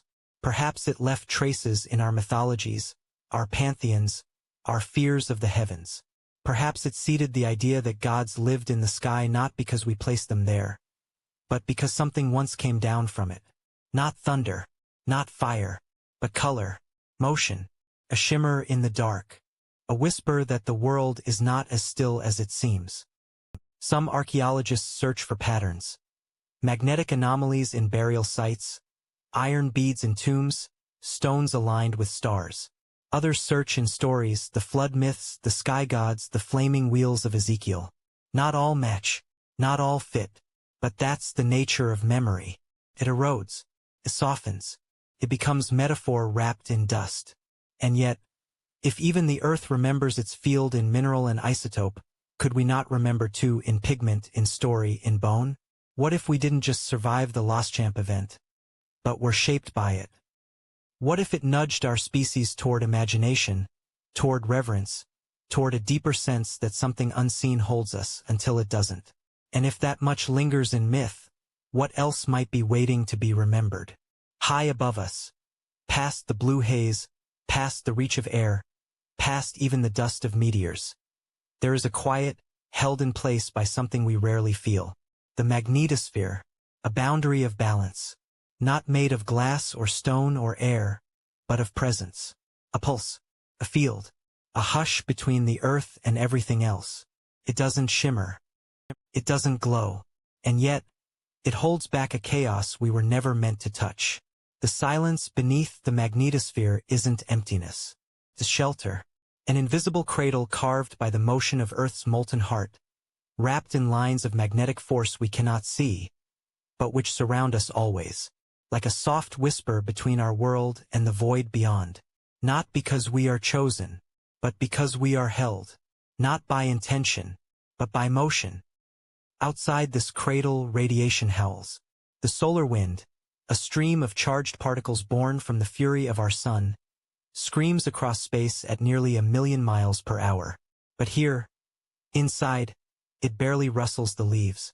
Here its voice is dampened, blunted, stilled. Not erased, but softened by the field we do not thank. Could it be that the magnetosphere doesn't just protect the body but the mind? Some researchers have wondered, gently, carefully, what happens when cosmic noise seeps in. During field collapses or geomagnetic storms, when the silence thins and the sun's voice becomes louder, what shifts? Not because we notice, but because we feel. In dreams, in rhythm, in the turning of moods we cannot explain. Magnetic storms have long been known to unsettle our technology. Our satellites, our wires, our clocks. But what of our thoughts? The brain, after all, is electric. Pulses. It fires. It hums in quiet, wave-like patterns. Patterns that, perhaps, have evolved in conversation with the shelter of the field. Could it be that we think the way we do because the earth has held space for us to think this way? Some animals seem to feel the field directly. Birds, sea turtles, bees, even bacteria. They sense it not as concept, but as compass, as orientation, as part of their being. Might we, too, still carry traces of that sense? Faded, faint, forgotten not because it vanished, but because we no longer knew to listen? And what if the field thins? Not all at once, but slowly, as it did during the Loschamp event, as it may again. What becomes of the silence we didn't know we were inside? Maybe, just maybe, it begins with sleep, restless, fragmented, our dreams less smooth, our nights more electric, or perhaps in memory, in the way thoughts repeat or drift or fray, not because the world is louder, but because the sky has stopped holding still. Atmospheric physicists study the auroras, the ionosphere, the charged layers of Earth's upper veil. But the mind, too, may be atmospheric, a field within a field, responsive, attuned, and vulnerable to subtle tremors we do not yet understand. Could ancient people have felt this thinning in ways we've lost? Could the wild-eyed prophets, the trembling mystics, the sky-watching priests, have been not mad, but magnetized? Could hallucinations be history's ghost maps of altered states, pulled open by a temporarily naked sky? Not because the gods were angry, but because the noise came too close. We often think of silence as absence. But what if true silence is made, shaped, by the absence of intrusion? A pause held open against entropy, a space in which attention can bloom, unshaken. In this way, the field becomes more than shield, it becomes memory's condition. Clarity's cradle. A soft dome in which minds could grow without constant interference. Maybe that's why, in the deepest places, the caves, the tombs, the painted stone, we find echoes of quiet. Not just stories, but stillness. Not because they are ancient, but because they remember a time when the silence above was stronger. When the mind, unbothered by too much sky, could wander inward, without fear of being overwhelmed by the storm. And if one day that silence thins again, if the field weakens, flickers, fades, will we know? Will we feel it not in flame or radiation, but in our very thoughts, diverging? Will the dreams change? Could it be that memory itself, fragile as breath, depends on the conditions in which it was made? And if that's true, if the sky once shaped how we think, how we feel, how we dream, then what happens next? And yet, if this much of the mind could be shaped by silence, what else might we owe to the shield we cannot see? In the hush between epochs, where no clocks exist and calendars lose meaning, something ancient pulses beneath the known. The Earth's magnetic field, born in molten churn, has flipped, not once, but many times. Not on cue, not on schedule, but in rhythms so slow, so vast, we almost don't believe them. Hundreds of reversals, folded into deep time, like breaths taken by a planet we barely understand. Each shift marking a moment not of destruction, but of reorientation, as if the Earth is slowly remembering itself, and then forgetting again. Could it be that these flips are part of some quiet heartbeat? A memory not written in stone, but in magnetism? In faint alignments of ancient lava, cooled and hardened into geological scripture. In tiny crystals called magnetite, that locked themselves to the direction of north long before we ever spoke its name. In sediments resting on the ocean floor, grains stacked upon grains, each layer carrying the ghost of a compass turned the other way. We didn't see those flips, but the planet did. Not because it noticed, but because it couldn't help but record. And we, in turn, only began to notice what the Earth had written when we learned how to read magnetic signatures. When we followed the iron lines in basalt. When we drilled into the seafloor and found the barcode of reversals.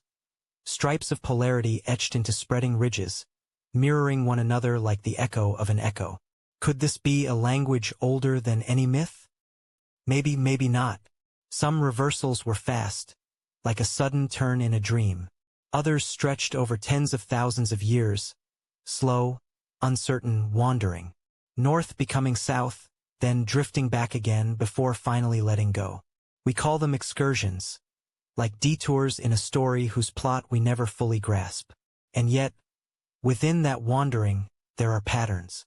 Not because nature is predictable, but because nature remembers. What if the field's behavior is a kind of memory not bound to thought, but to heat, to motion, to flow? A record held in the deep, iron ocean of the core. And like all memory, it fades, until something stirs it. Until entropy bends it just enough to forget its shape, and the poles begin again. The last full reversal, the Bruns Machiyama, happened 780,000 years ago. Before language, before agriculture, before even the humans we are. Since then, the field has wobbled, weakened, paused, but never truly flipped. In the scale of magnetic time, we are living in a strangely still chapter. A lull, a breath held, and yet, could we be nearing another shift? The signs flicker. The North Pole drifts faster. The South Atlantic anomaly grows. The field weakens, not alarmingly, but perceptibly. Patterns emerge, then blur. Maybe it's a prelude. Maybe it's nothing. Maybe deep time is just thinking again. But we, shaped by short lifetimes, by clocks and screens and data, are not built to sense such long rhythms. We notice only when the stars realign, when compasses spin, when something once silent begins to murmur. And still the echoes are there, faint, repeating, beneath Greenland's ice, beneath the Pacific crust, beneath our very feet. A pattern is drawn and redrawn, and we are only now beginning to hear its breath. Could ancient stories carry fragments of these reversals? The sky gods who fell, the sun that changed direction, the axis that tilted in the myths of tribes oceans apart. Not because they understood geomagnetism, but because they felt something slip, something shift in the air, in the animals, in the songs. Something they didn't have words for, but remembered anyway. Reversals don't erase the world. They don't unmake life, but they do change the rules ever so slightly. What if, in those subtle changes, entire ecosystems reshuffled? What if migrations failed? What if climate danced to a rhythm hidden in the field? What if species rose and vanished in response to an invisible thread, not of temperature or light, but of orientation? The Earth forgets slowly, but when it does, it leaves clues. Not loud ones, not violent ones. Just whispers. The way certain isotopes spike in ice cores. The way ancient trees grow just a little differently. The way we, staring into basalt, see the ghosts of polarities past, and wonder when they'll return. And if they do, if the field bends again in our time, will we recognize the pattern? Or will it, like all echoes, arrive too softly to disturb our dreams? And yet, if the Earth has turned its compass this many times before, what else might it still be waiting to remember? Beneath the hush of soil and stone, deeper than the bones of mountains, deeper still than the drifting plates we once mistook for permanence, something pulses. Not in rhythm, not in pattern, but in spasms, jerks, flickers, geomagnetic jerks they're called, but the word jerk feels too sharp, too casual for something so quiet, so planetary. They are the field's sudden stutters, as if the Earth, lost in a memory, twitches in its sleep. They arrive unannounced. In 1969, the first was noticed, not by a machine built to feel it, but by those who watched numbers long enough to notice when they shifted. Then, again in 1978, 1991, 1999. Not every decade, not every region, but enough to whisper that something is stirring, somewhere in the core, and that it moves faster than we thought possible. And perhaps that's the strangest part. The field, born of molten iron spinning at the heart of the world, is supposed to be slow, a beast of centuries, of flows and drifts, of gradual decay. But these jerks, these sudden pulses, ripple through the field in a matter of months. Like buried thoughts surfacing too soon, like the planet skipping a beat. No one fully knows what causes them. Maybe it's a reorganization of flow, deep in the outer core, where liquid metal churns in silence. Maybe it's a boundary layer breach, or a heat exchange, or a pressure change so immense it echoes outward as magnetism. Or maybe it's memory, not ours, but the Earth's. A deep tectonic recollection that forgets, and then tries to remember again. Too fast, too clumsily. They're not dangerous. Not in the way we think of danger. No earthquakes, no explosions. Just a ripple, a shift in the field's rate of change. A twist in the compass that few feel, but all live beneath. And yet, might they matter more than we've guessed? Could it be that these geomagnetic pulses leave faint marks in the geologic record, not in stone but in growth? In trees that subtly adjust their rings, in ice that carries the isotope signature of radiation briefly unfiltered, in coral skeletons or cave minerals that record the way charged particles moved differently for a while. Is it possible that we've already read their story, but missed the handwriting? Some scientists suspect these jerks might be connected to weather in the field. That they precede larger events. Maybe even reversals. Maybe not because they cause them, but because they hint at a shifting current, a rebalancing in the deep. Others think they are just noise. Random. Harmless. But noise is a story we haven't yet learned to read. What we call randomness is often just meaning we haven't lived long enough to decode.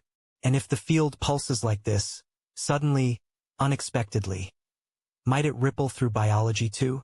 Through the tiny compass of a migratory bird? Through the magnetite crystals in a salmon's skull? Through the faint cellular whispers that still, somehow, remember direction? What if those moments confuse instinct? Send animals in the wrong direction? Make the world feel misaligned just slightly, for just long enough to shift a season? Could that ripple out? Could it change who returns to breed, or where they gather, or how far they go? Not because the field breaks them, but because the map beneath their skin changed shape while they slept? And us? Would we feel it? Maybe in our tools, in satellite data, in drifting GPS calibrations, in the subtle tremble of a spacecraft's orbit, corrected more often than before. Or maybe we'd feel it only in dreams, in the way our own sense of place blurs without reason for a night or two. A magnetic insomnia, unmeasured, but real. The field breathes in centuries, but these jerks are its gasps, the startles, the shivers. If we could stand still long enough, not for a night, but for a lifetime, would we feel them rise through the floorboards? Like thunder that never breaks? Like a presence just below the threshold of hearing? There are models, yes, equations, simulations of the core that twist in computer space like molten ribbon. But models only show us what we understand.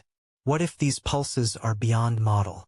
What if they are not accidents but signals? From a place where heat becomes motion, becomes memory, becomes field? Not because the Earth is trying to tell us something, but because we've forgotten how to listen. And still, they come. Every decade or so, a ripple, a twitch, a moment when the deep speaks a little louder. And all we can do is watch the compass, measure the slope, and wonder what else stirs beneath our feet. What else the field might reveal if we learn to read its silence like a language. And if pulses like these move through the ground unseen, what might they say about what's to come? And yet, if this much of the field moves unseen, what other forces might shape the world without our noticing?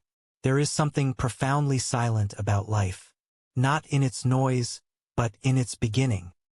In the delicate molecular trembling of proteins just forming, in the soft chemical curiosity that once danced between heat and water, carbon and time. We imagine life began with lightning or oceans or sunlight, but maybe it also needed darkness. Not the absence of light, but the absence of interruption. A quiet space, a safe womb, a stillness behind the noise. The magnetic field, that great, invisible fire, may have given Earth exactly that. For 4 billion years, it has flared outward like a halo. Not as heat, not as color, but as shape. A boundary drawn not in stone, but in force. It curves like an unseen wind, pushing against solar storms, deflecting particles that travel fast enough to split atoms and disrupt DNA. Not because they are cruel, but because they are indifferent. And in that deflection, in that small gesture of planetary defense, Earth became a little more than rock. Could it be that life emerged here not because Earth was special, but because Earth was shielded? When the solar wind crashes against the magnetosphere, it does not strike the planet directly. It is pulled, rerouted, shaped into curling spirals around the poles. This detour gives the upper atmosphere a kind of peace, a breathing room in which complexity could begin. Not because the field protects life directly, but because it gives space for life to happen at all. Fragile molecules don't thrive in chaos. They need silence. They need time. Without the field, Earth might still have had oceans. It might still have had rock. But would it have had memory? Would RNA have lingered long enough to whisper its code into a double helix? Would cells have stayed intact long enough to divide? Would memory have ever taken form? There are places in the solar system where magnetic fields are weak or missing. Mars once had one and then lost it, and when it did, the atmosphere began to bleed. Not in a rush, but in centuries, millennia, eons. Slowly, steadily, the solar wind peeled away the sky. And perhaps whatever flicker of life might have been trying to form or remember, simply had no place left to hide. Even here, on Earth, when the field weakens, even slightly, strange things happen. Cosmic radiation reaches closer. Muons pass through stone more easily. Isotopes like beryllium-10 rise in polar ice. Silent testimony to the deepening breadth of space. These are not disasters, not eruptions, but quiet changes. And perhaps, for something as delicate as the origin of life, quiet is everything. What if the field was more than a shield?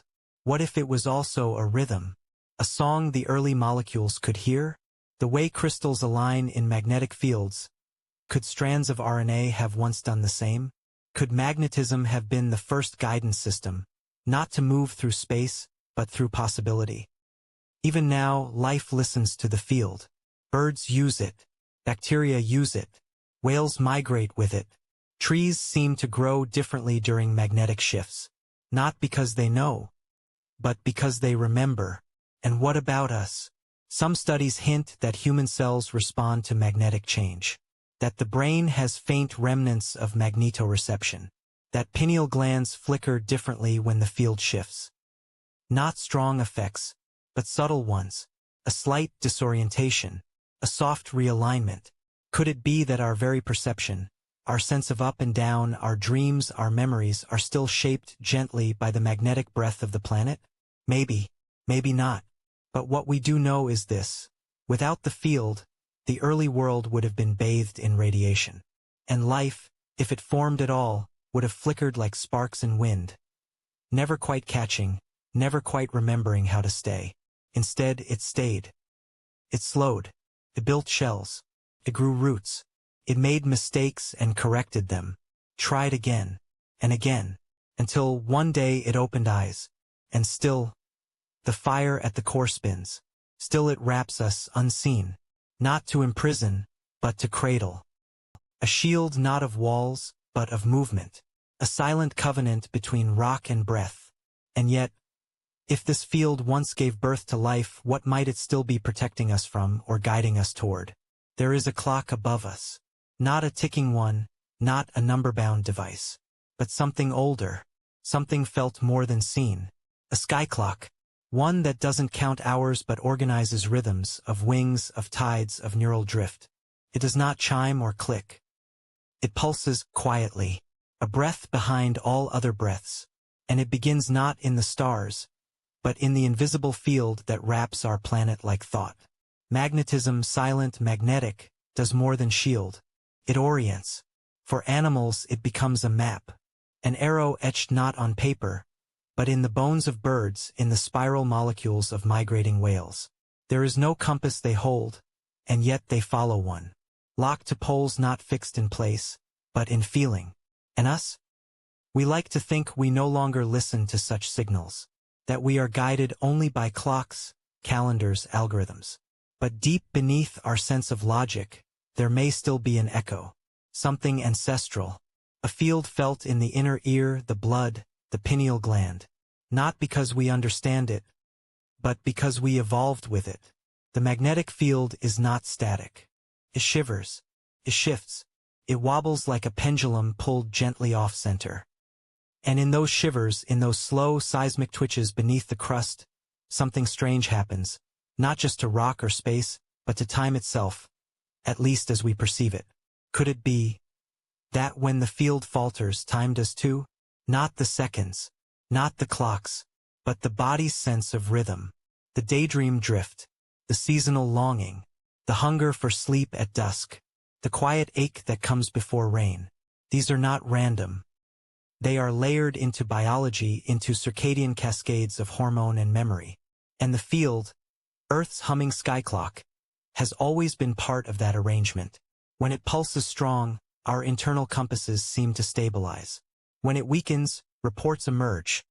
Sleep disruption, strange dreams, feelings of timelessness.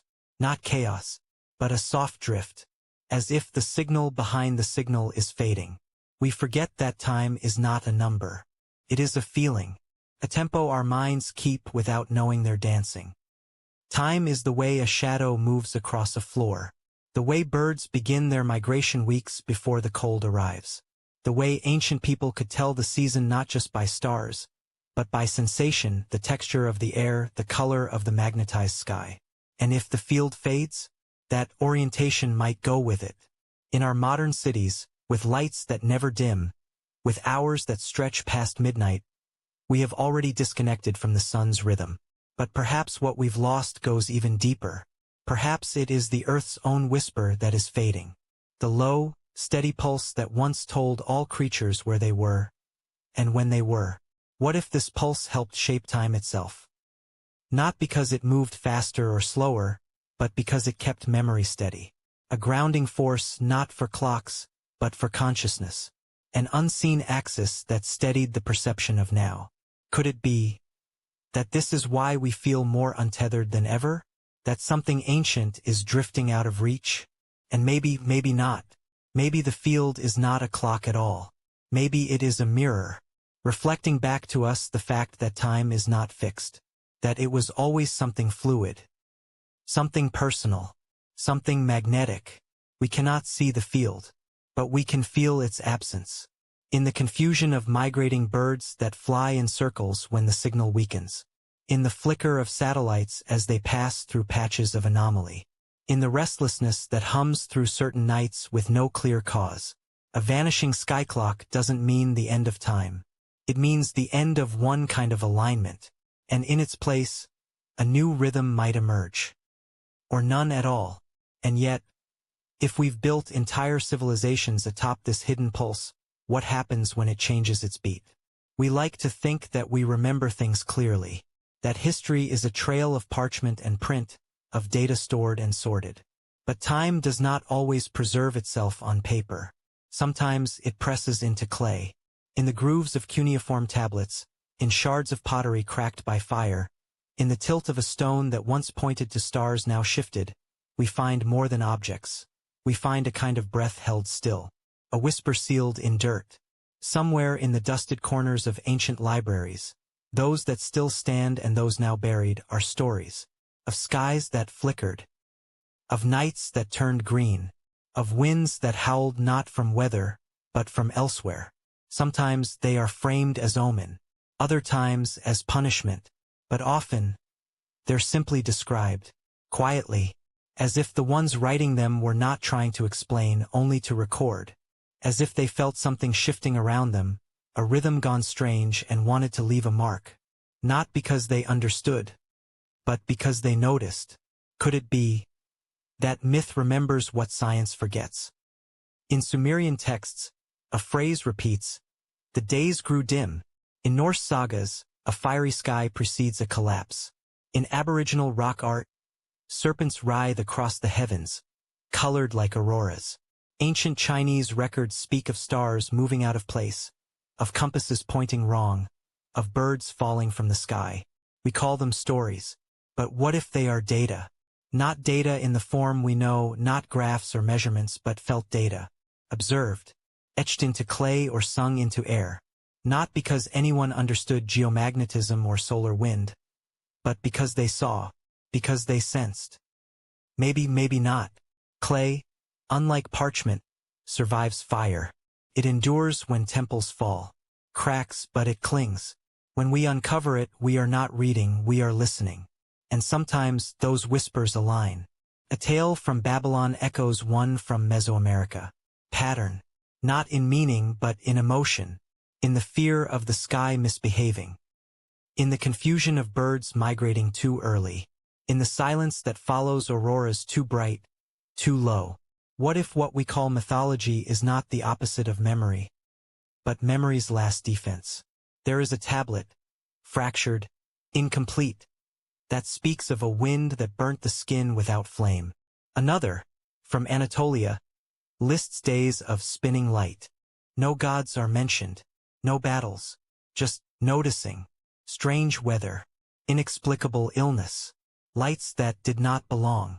Could it be that during the Lost Champ event or some other geomagnetic flicker these were the accounts left behind? That the people who lived under a weakening field had no name for it, so they wrote what they could? Not the science, the sensation. Entropy erases, time forgets, but clay is stubborn. Even broken, it carries impressions. And when pieced together, those impressions form a kind of speculative map, not of places but of thoughts, of what it felt like to live through a change that couldn't be seen, only felt. That wasn't weather, but wasn't not weather. That wasn't God, but also wasn't not. We often look to geology, to ice cores and isotopes, for signs of reversal or anomaly. But perhaps there are signs in story too. In the rhythm of panic. In the return of similar metaphors across separate continents. Not because they copied each other, but because they lived under the same sky.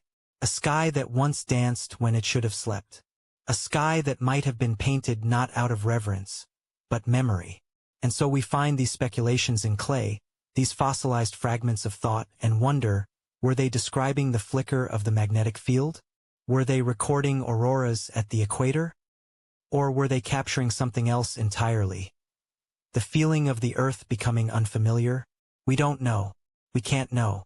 But still, the question lingers. Because some stories return. Not in detail but in shape, in curve, in color. A red glow remembered. A sickening stillness. A compass that trembled, even when no one yet knew the word. And if clay holds memory, what else might hold it? What else waits, half-cracked, in the dirt, trying gently to be understood?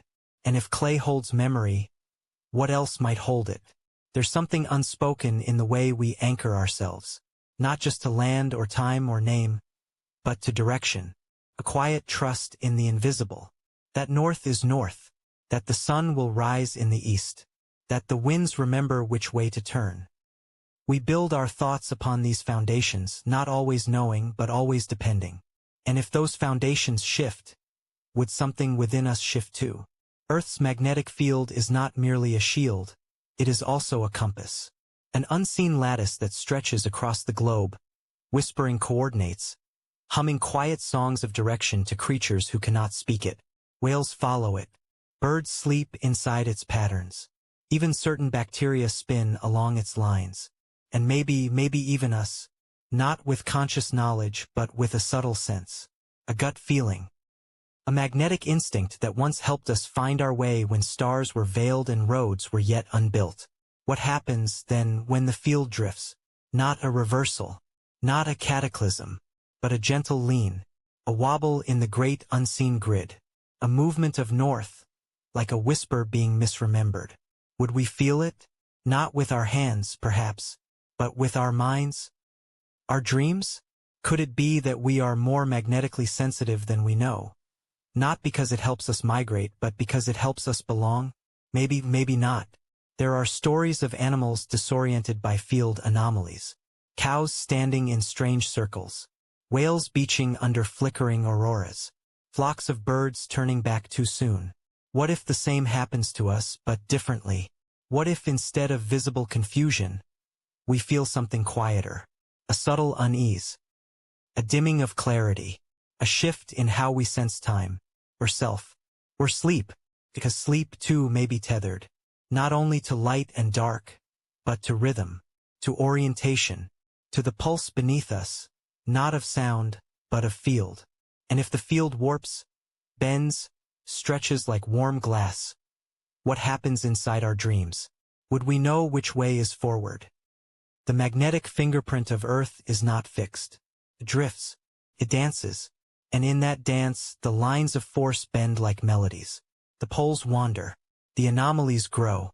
And though we walk across continents paved in certainty, the scaffolding of direction, of inner place, may quietly unravel. Not in catastrophe, in erosion. Maybe identity is more entangled with Earth than we realize. Not just culturally, not just biologically, but electromagnetically. We are, after all, electric creatures. Every thought, every memory, every heartbeat, a pulse, a signal, a charge. What happens when the world's signal changes? There is no clear answer. Only whispers, only drift. But some have speculated that memory itself may feel different under a changing field.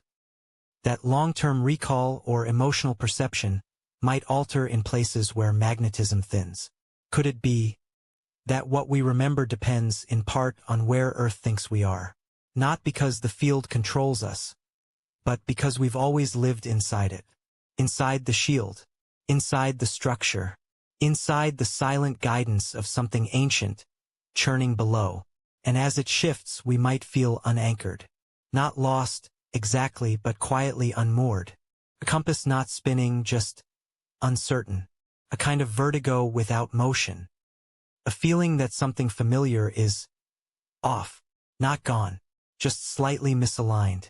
Would we still feel like ourselves? And if not, would we notice? We don't often ask these questions.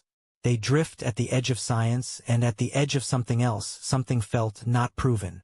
But if the magnetic field has shaped the conditions for life, the direction of travel, the pace of sleep, might it also hold, in its symmetry, a mirror of the self? Maybe the drift of the poles is also the drift of perception. Maybe not. But in a world where maps can no longer rely on true north, and where satellites must recalculate paths year by year, perhaps it is not unreasonable to ask whether our inner maps, the ones we don't write down, must recalculate too. Not because the world has changed, but because the frame through which we feel it has. And if that frame continues to shift, just slightly, just softly, who will we become next? And how will we know when the change began? Perhaps we won't. Perhaps it will happen the way most changes do. Slowly, softly, until the memory of certainty feels like myth. Until we forget that there was ever a time we could point to north and trust it would stay. Until even trust becomes something else. Fluid. Drifting. Magnetic, but no longer magnetic enough. Imagine a compass in your hand. Familiar. Steady. It has always known the way. Even in storms. Even in fog. Even in silence. But now it spins. Not violently. Not in panic. But in soft confusion.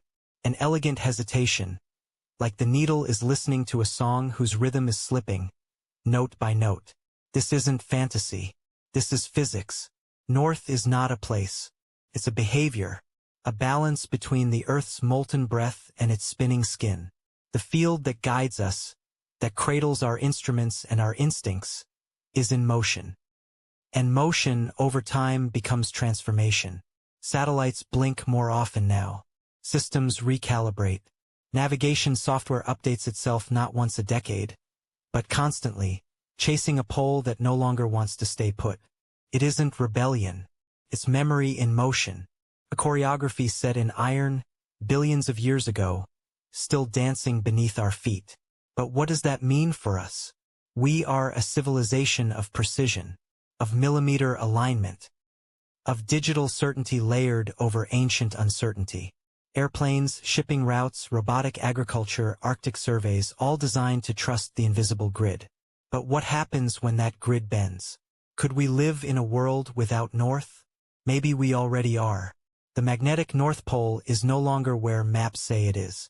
It's racing across the Arctic at nearly 40 miles per year, faster than at any recorded time in human history. From Canada toward Siberia, as if following a forgotten call. A pole that doesn't ask permission, simply moves. And in that movement a question stirs. Are we still navigating? Or are we only pretending to?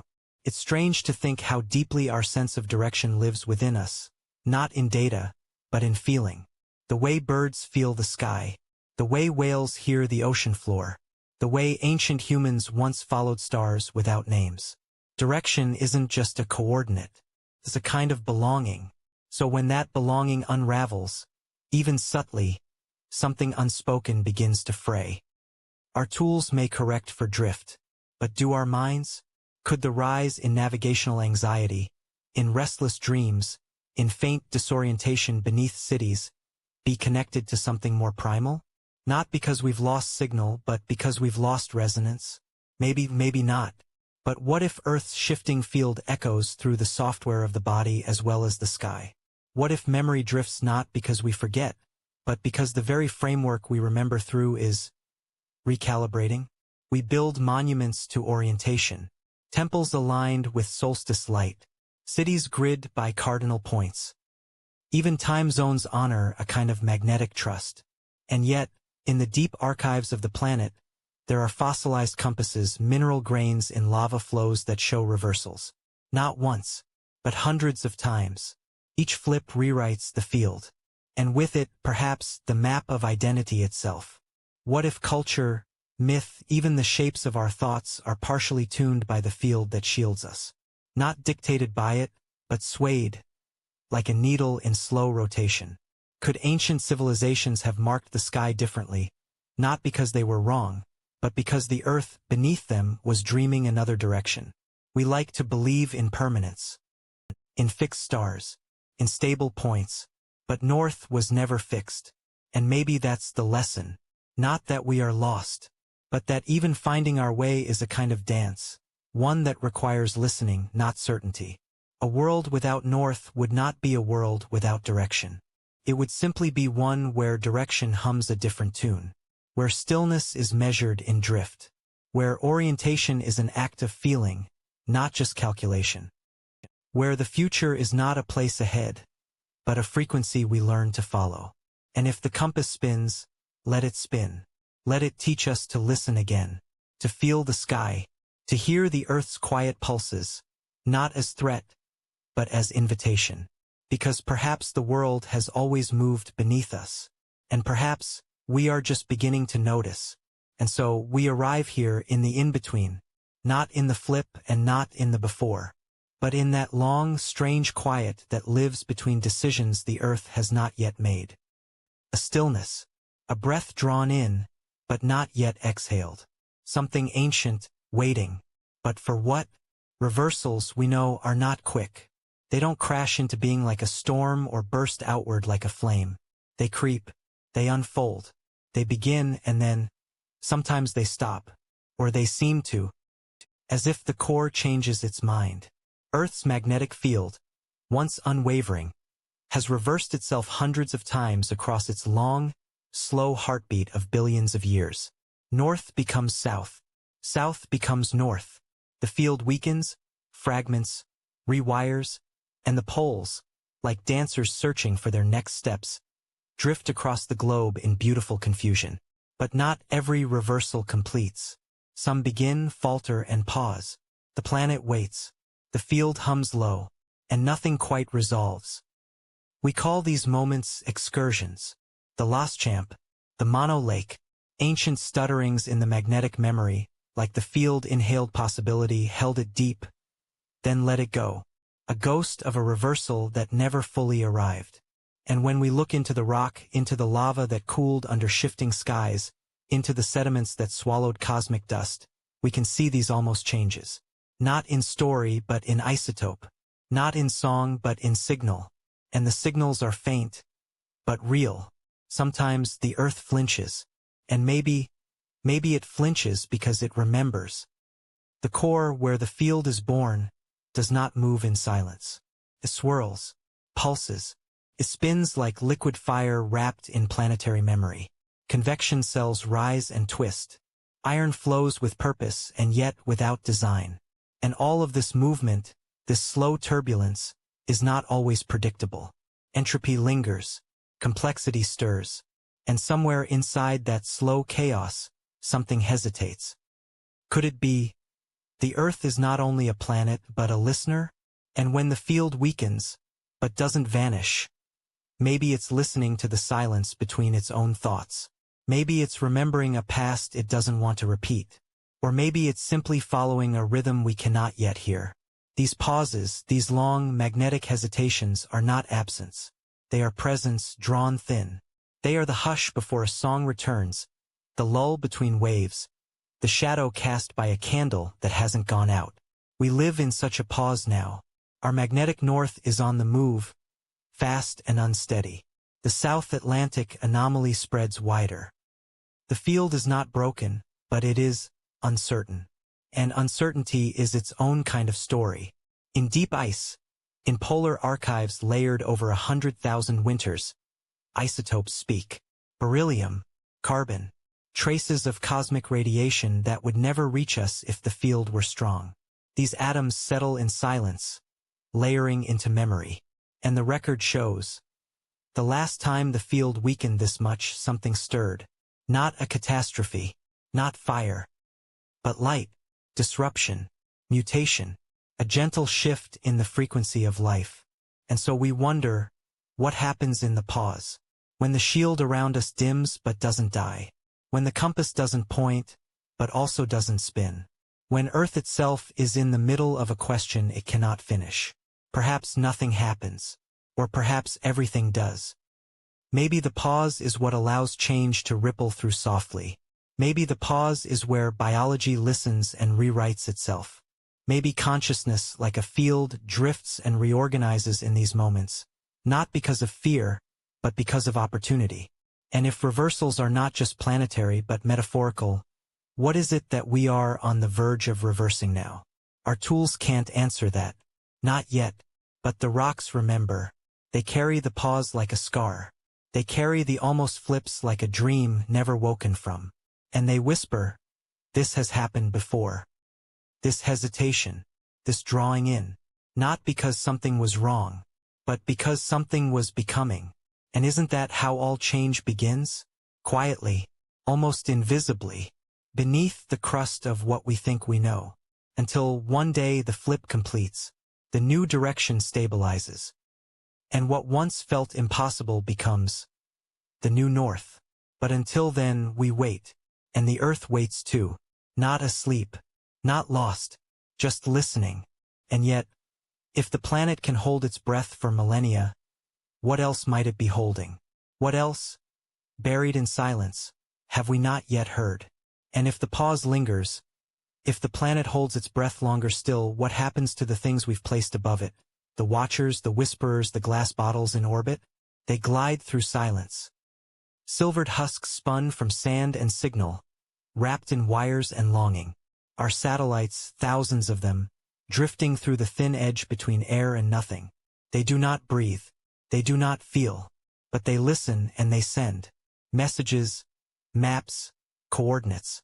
They blink unseen across the sky, forming invisible webs through which our voices travel. They are our mirrors in the dark, our clocks, our compasses, our scribes. But even they are not invincible. Above the world, the field extends like a veil. The magnetosphere, stretched and sculpted by the solar wind, catches charged particles like a net in a current. It bends, it breathes, it shields. And in that shelter our orbiting machines survive. Not because they are strong, but because they are hidden, sheltered from radiation, from noise, from the endless storm of the cosmos beyond. But what happens when that shield weakens? What happens when the veil thins? Maybe nothing. Or maybe the sky forgets how to hold what we've sent into it. A solar flare, once filtered, might strike with raw intensity. A coronal mass ejection, traveling faster than sound, might paint the upper atmosphere in wild currents. And the satellites, once cradled in quiet, would feel the touch of space too intimately. Electronics could shimmer, then fail. Memory chips might flicker, rewritten by particles that move faster than thought. Not an explosion. Not fire. Just silence. Screens gone blank. Orbits beginning to stutter. Systems gently unraveling in the stillness. And not because we weren't watching, but because we didn't think the sky would stop watching too. These machines, so high above, so far away, are not beyond consequence. They are suspended by a gravity that never lets go, and protected by a field that never says its name. And yet, both of those forces are fragile in time. The field is not static. The atmosphere itself expands and contracts with solar moods. A weakening field lets more energy in. And with more energy, comes more motion. Drag increases. Decay begins.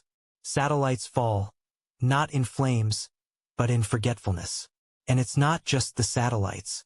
The signals we've etched across the ionosphere, GPS, timing beacons, satellite internet, all of them depend on the quiet, on order, on clarity. But with a noisy sky, paths bend, coordinates slip. The precision we built our world upon begins to drift. Maybe by centimeters, maybe by seconds. But in the age of code, even a breath of error can echo. Could a world so tightly woven unravel from above? Could our cloud-based lives dissolve in actual clouds of charged dust? Maybe, maybe not. But the question itself is a mirror. We've long imagined the heavens as eternal, immutable, but what we've built in them is anything but. Satellites degrade. Orbits decay. Even the most precise clock can't tick forever without correction. And yet, we've tied our sense of time and place to these fragile vessels. We've launched our memories into the dark, expecting permanence. And now, we begin to see the edges of that faith. Like messages in glass bottles, set adrift into an ocean that may one day shift. The magnetic field, born in fire, holds not just the planet, but the age of information itself. It was never meant to do this. And yet, it does. Quietly, reluctantly, a gift we never asked for. A protection we forgot to honor. And if that gift fades, even for a moment, what is it we lose? Not because of an apocalypse, but because of absence. The sky, after all, doesn't have to fall. It only has to forget. And we, down below, might look up and find no stars we recognize. No signals returned. No music from the heavens. Just stillness. A silence so wide, we wouldn't know where to speak into it. A pause. A drift. And yet, if the field can vanish from the sky, like breath leaving glass, what else have we written into orbit, hoping to last? What else have we sent out, never knowing if it will return? And we have watched the sky for answers. But what if we looked instead into the dark beneath our feet? Not up, but down. To where the planet dreams in fire. To where metal does not sit still but flows. Beneath the crust, beneath the mantle, beneath all that is rigid and knowable, there is a place where time feels different. A place that doesn't speak in light, but in motion. There, in the deep interior, Earth is still forming itself. A sea of liquid iron, vast, slow, churning, circles a solid heart. The outer core, hotter than the surface of the sun, but under such pressure that it doesn't burst, doesn't boil, just swirls. Relentlessly, purposefully, a dynamo of elemental rhythm. And as it turns, it sings. Not in sound, but in magnetism.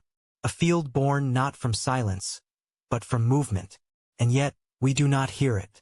Not because it's quiet, but because we haven't learned the language.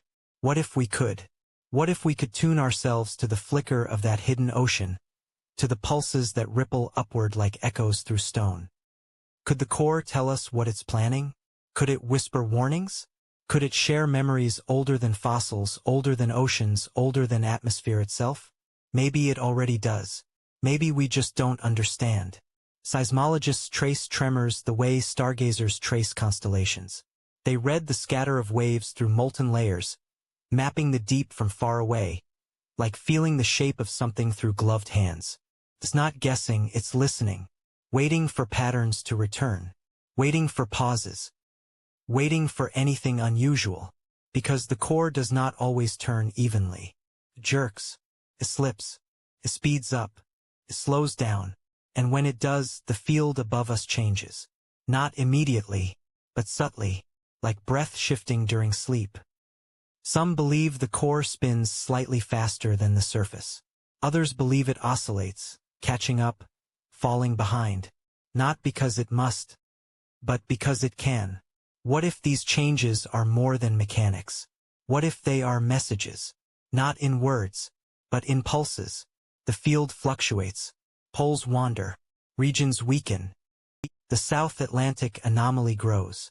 Are these symptoms or signs? Is the core restless or remembering? It's hard to know because no one has ever touched it. No drill has reached it.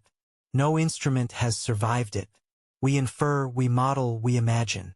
And yet we are magnetically tethered to it, to a hidden force we did not build, did not earn, and do not control. It is not passive. It is not inert. It is alive in a way that transcends cells and circuits.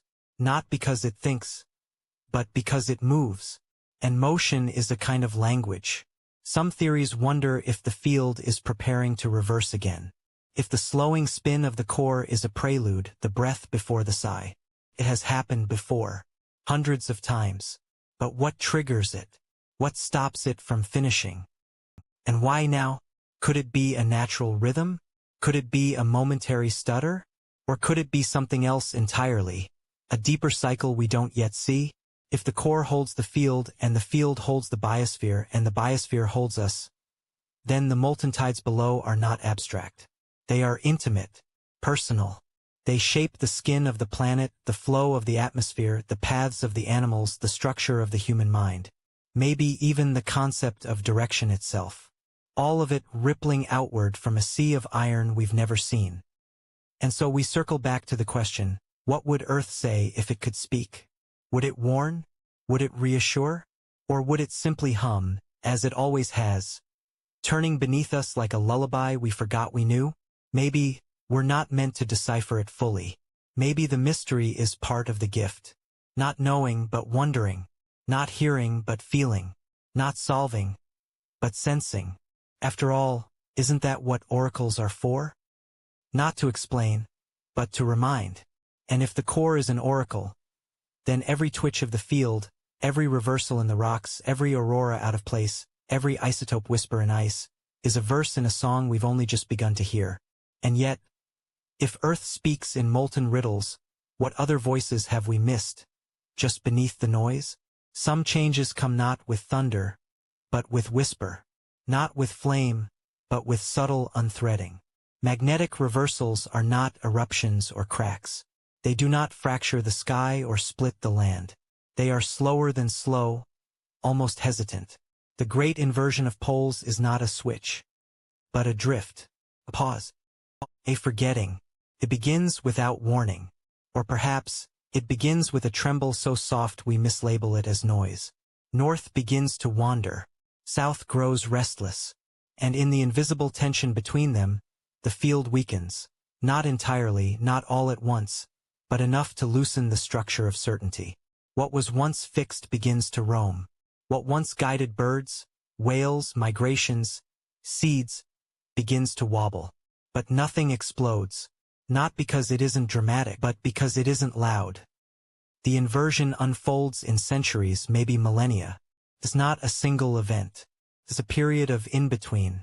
A time of almost, of maybe this, maybe that. Period where the compass doesn't lie, but murmurs, points, then hesitates. A time when magnetic lines of force snarl and loop and contort like tangled threads, as if the planet itself is unsure of what it's becoming. And during this time, this slow confusion, the field might weaken to a whisper. The shield that cradles us, soft but absolute, becomes porous. Radiative particles that once curved around the Earth may now brush the surface, lightly, like wind finding a crack in a wall. Auroras bloom far from the poles. Mutation rates shift. Atmospheric chemistry stutters. Sleep, mood, orientation all may feel just slightly off. Not because something is wrong, but because something has changed. It would be difficult to notice at first, difficult to name, because it's not a disaster. It's a rearrangement. Some regions may experience a brief north only to lose it again. Patches of reversed polarity flickering across the globe, like islands of another timeline, a kind of magnetic archipelago. Each one temporary, each one uncertain. Fossilized lava flows on land tell us this has happened before. That in ancient times, reversed zones dotted the continents like fireflies blinking out of sync, dancing toward coherence but never quite arriving. Could that be what it feels like, For a planet to shift its poles? Not a fall, but a prolonged indecision. The planet, turning in silence, yet unsure of where its field belongs. And life moves on. It adapts, reshapes, reroutes. Most species don't even notice. But some, the sensitive ones, the ones tuned to magnetic rhythm, they might lose their map. Salmon veering off course. Butterflies failing to land. Birds spiraling, searching for an axis that no longer exists. A compass not broken, just drifting. And humans, what would we feel? Perhaps nothing. Perhaps something subtle. A slow unease. A sense that direction itself is less trustworthy. That orientation has become more internal, more fluid. Maybe it would feel like waking up on a ship that no longer has a star to steer by. And maybe, just maybe, something in us would begin to dream differently. The field has reversed hundreds of times. Sometimes quickly, sometimes slowly, sometimes not at all. It has paused, faltered, reversed partially, then returned. Could we be living in one of those long pauses now? Could our current field, already weakening, be the opening act of a story that will unfold over tens of thousands of years? Or is it just a wrinkle, a stutter in the long rhythm of Earth? There's no siren, no countdown, only patterns, only isotope trails in ancient ice, only sediments in the deep seafloor, layers of iron-bearing dust that align themselves with the magnetic field and froze in time, like compass needles in amber. They tell us what came before, and they hint at what may come again, but even they cannot say when. That's the strange, quiet thing about reversals. They are neither beginning nor end. They are the middle, a season between knowns. Not catastrophe, not renewal, just misalignment. And in that misalignment, there is space. Space for new questions, new instincts, new stories. Could early humans have lived through such a phase? Could myths of shifting skies, of forgotten stars and changing winds, be echoes of an Earth slowly turning itself inside out? Could our ancestors have felt something they could not name? Not fear, not joy, just the gentle unmooring of the world beneath their feet? Maybe, maybe not. But perhaps we are not meant to know. Perhaps we are only meant to feel the drift, to live inside the in-between, and marvel that even the deepest forces can change. Not with force, but with patience. And yet, if the world itself can forget its north, what does that say about us? There is a kind of love that never asks to be noticed. Quiet kind. One that does not shout its presence, but shapes everything in its reach. The magnetic field is like that. It does not touch us directly. It does not glow or hum or pulse in a way we can hear. And yet it has been there since long before there were ears to listen or skin to feel. Wrapping the earth like a cradle of invisible threads. A blanket not of warmth, but of protection. Not of fire, but of deflection. We were born beneath it, not just as humans, but as life, as cells, as delicate experimental molecules, shimmering with fragile possibility in a world still raw with heat and silence. It was here when the oceans cooled, when the first chains of carbon curled in warm, mineral-rich pools, when light struck membranes for the first time and something chose to divide. The field was already there, not because we needed it, but because without it, we would not have made it this far. Maybe we would not have made it at all. Because space, though beautiful, is not kind. Cosmic radiation is not malevolent, but it is unfiltered. And Earth, without its field, would be soaked in it. Not in fire, but in subtle damage. Quiet errors. A gradual unraveling of what life fights so carefully to hold together: information, structure, pattern, memory, all things that DNA preserves, and all things that solar wind would slowly undo. But the field caught it, held it, curved it around us like a river split by stone. Charged particles, rerouted. Harm, delayed. Chaos, postponed. And in the silence it created, something was allowed to continue. Again and again, a billion iterations of almost life, until one day it became something more. A shield became a stage, and on it, Life played its strange and endless theater. Even now, inside us, the field is there not directly but as memory, in the shape of proteins that once learned how to fold without interruption, in enzymes that were never burned apart, in instincts tuned to a sky that stayed consistent long enough to trust, in animals that navigate by the unseen, and in stories that trace lines between stars, assuming they will remain. Could it be that we carry the field in our myths, not consciously, but symbolically, in the halos of saints, in the auras of gods, in the idea that we are watched over, not by eyes, but by something older, silent, and all-encompassing? Could the shield beneath which we evolved have sculpted not just our survival, but our sense of safety? A planetary womb we never knew we were in? And if it were to vanish, what would we feel? Would the loss be loud? Would it burn or blind or scatter us? Maybe not. Maybe it would feel like a deep exhale, a soft withdrawal, the comfort of something ancient, slipping away. The earth has always changed. Fields have reversed. Strength has faded and returned. And life has adapted. But each time something is left behind, in rocks, in isotopes, in ice. As if the field is not just a force, but a kind of recorder, a storyteller, etching its memory into every medium it touches. Lava cooled into alignment. Sediment pressed into polarity. Even trees carry its shifts in the rings they form. A magnetic fingerprint, scattered through time. And maybe we carry it too. Not just in biology, but in behavior. In the way we orient ourselves.